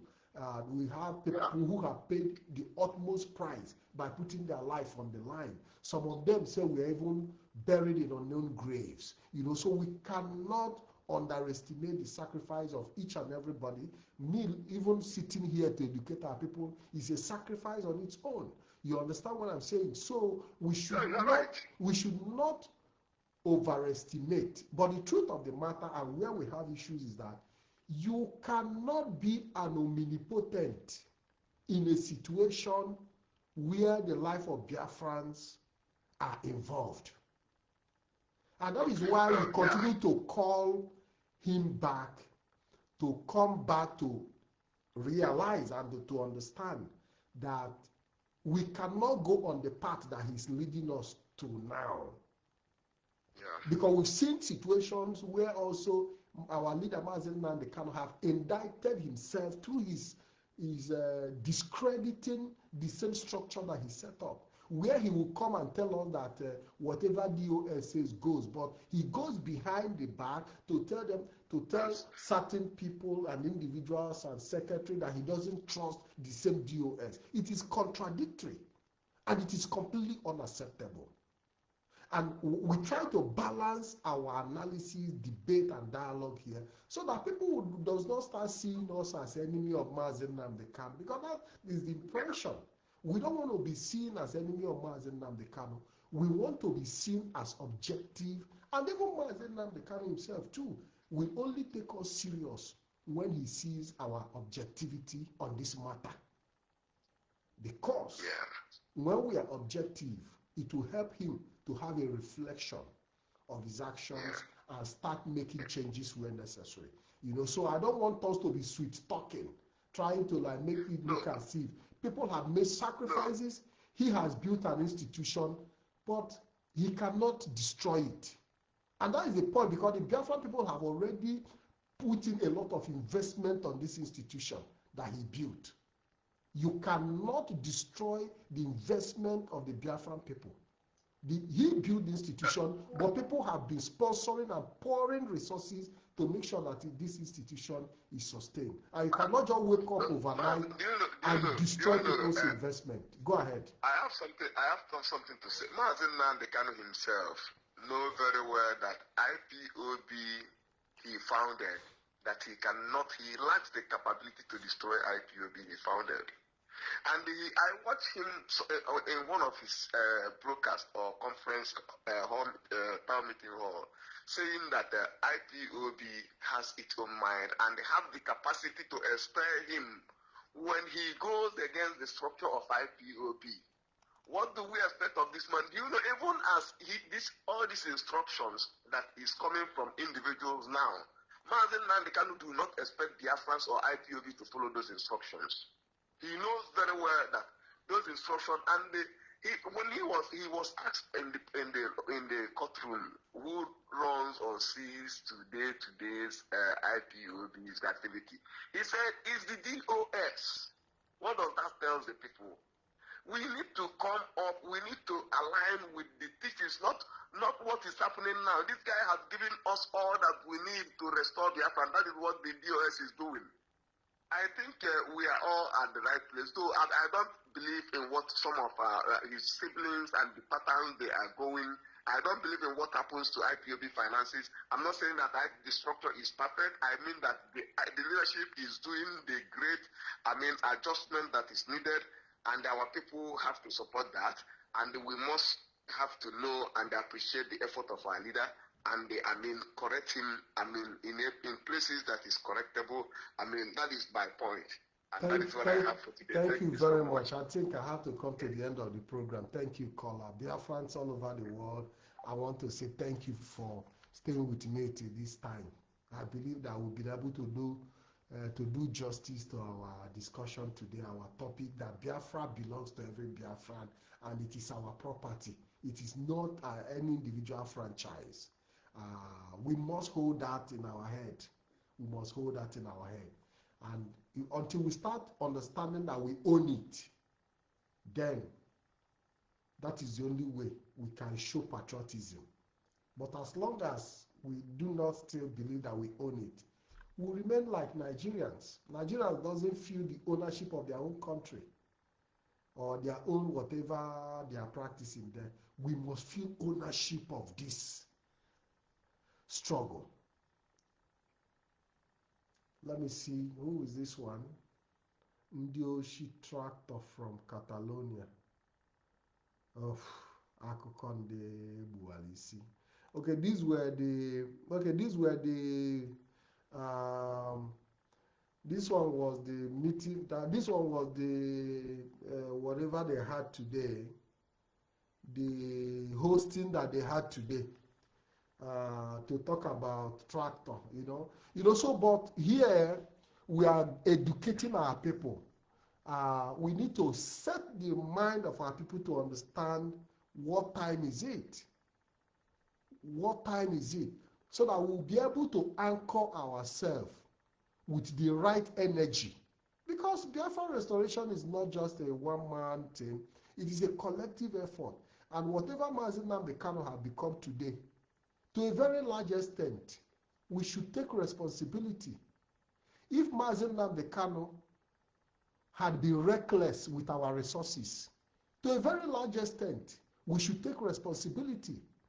If Mazi Nnamdi Kanu have gone astray, to a very large extent, we should take responsibility.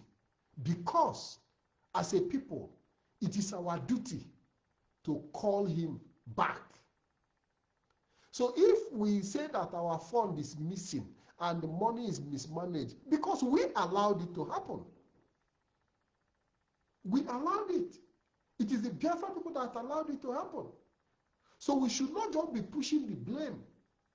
As much as we know that he takes the bigger part of the blame, we too must share in the blame, because we allowed ourselves to be irresponsible by putting our resources in the hand of a man who could not control it.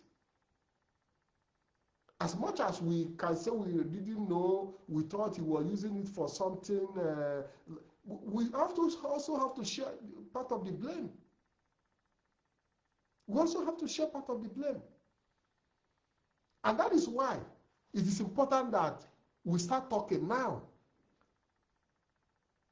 We have to start talking now to make sure that we exonerate ourselves. So whatever misbehavior that Mazi Nnamdi Kanu have had in the past, we contributed to it. We contributed by giving him that excess freedom to do whatever he likes, to fire and hire, because we failed to hold him accountable. We also even supported him by allowing ourselves to be used against people who try to hold him accountable. We allowed him to use us to fight against people who wanted to hold him accountable. So we should hold ourselves responsible and blame ourselves for whatever decision Mazi Nnamdi Kanu have made that have backfired. Which means we didn't do enough to hold him accountable. And until we start seeing it, that is not just say Mazi Nnamdi Kanu did this, Mazi Nnamdi Kanu did that. What was our role in checkmating his activities? Because if we have played a role, if we were not OES member, if everybody had also made our own research and also shown wisdom, because what happened is that Mazi Nnamdi Kanu saw everybody as a fool, because we presented ourselves as idiots before him. So how do you expect him to treat us? We presented ourselves as ignorance. When you present yourself as ignorant, you'll be treated as ignorant. When you present yourself as a fool, you'll be treated as a fool. So, but because we presented ourselves, that presentation as a fool could be out of us of loyalty, but that loyalty has been taken advantage of. So we should also share the responsibility.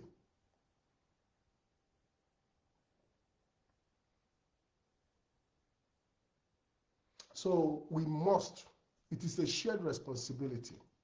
It is a shared responsibility on the part of each and every Biafran, because we must own this Biafra.